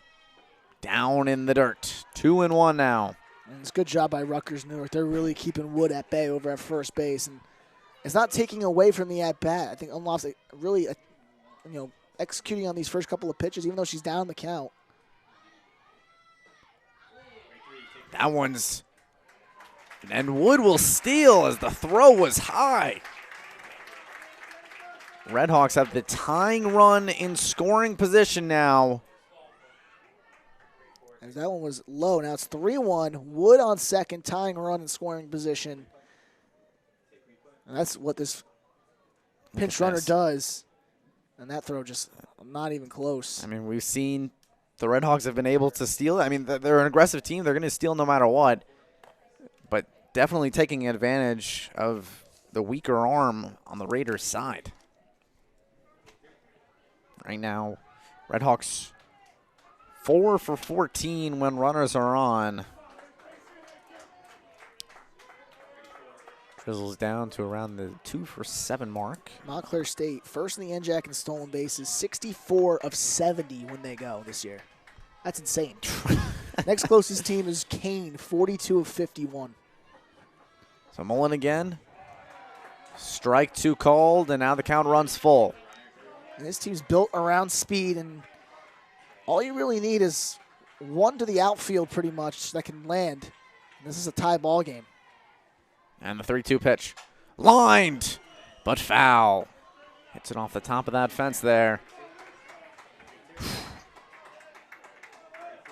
Mullen has 2 hits today. Drove it a big run earlier. Right now, you see she seems to be timing this one up perfectly. 3-2. That one's hit in the air. Center field. They're converging, and it'll be 2 outs now. The last hope for the Redhawks comes up in Juliana Casillas. She got the pitch she wanted to hit. Sat back a little bit and just a little bit too high in the air. And that allowed Feigl to get under it. The Redhawks are 3 for 9 with 2 outs. Pretty good percentage, I think anyone would say.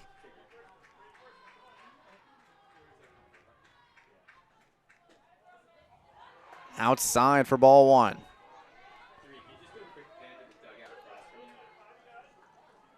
anything to the outfield. You can imagine Noel Wood is scoring from second, especially with 2 outs. The pitch down low there. Chloe Saperstein stands on deck. She has the shin guards on. And the pitch on the ground. Nitch will come up with it, and she's got it as the Scarlet Raiders take game 2 here with a final score of 4-3. They split the doubleheader as the Redhawks fall once again to the 500 mark, 12-12. The Scarlet Raiders advance to 5-14 on the year and back to 3-3 in the NJAC Conference. The Redhawks are now 2-4 in the NJAC. And Casillas, good swing on that one. Tried to get it past Hasneck over at third, but she's doing a good job just staying in front of that ball.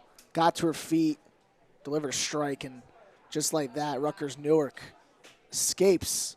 Big run in that top half of the 7th inning with the game-winning RBI from Morales. And Montclair State, though, take that Game 1 win.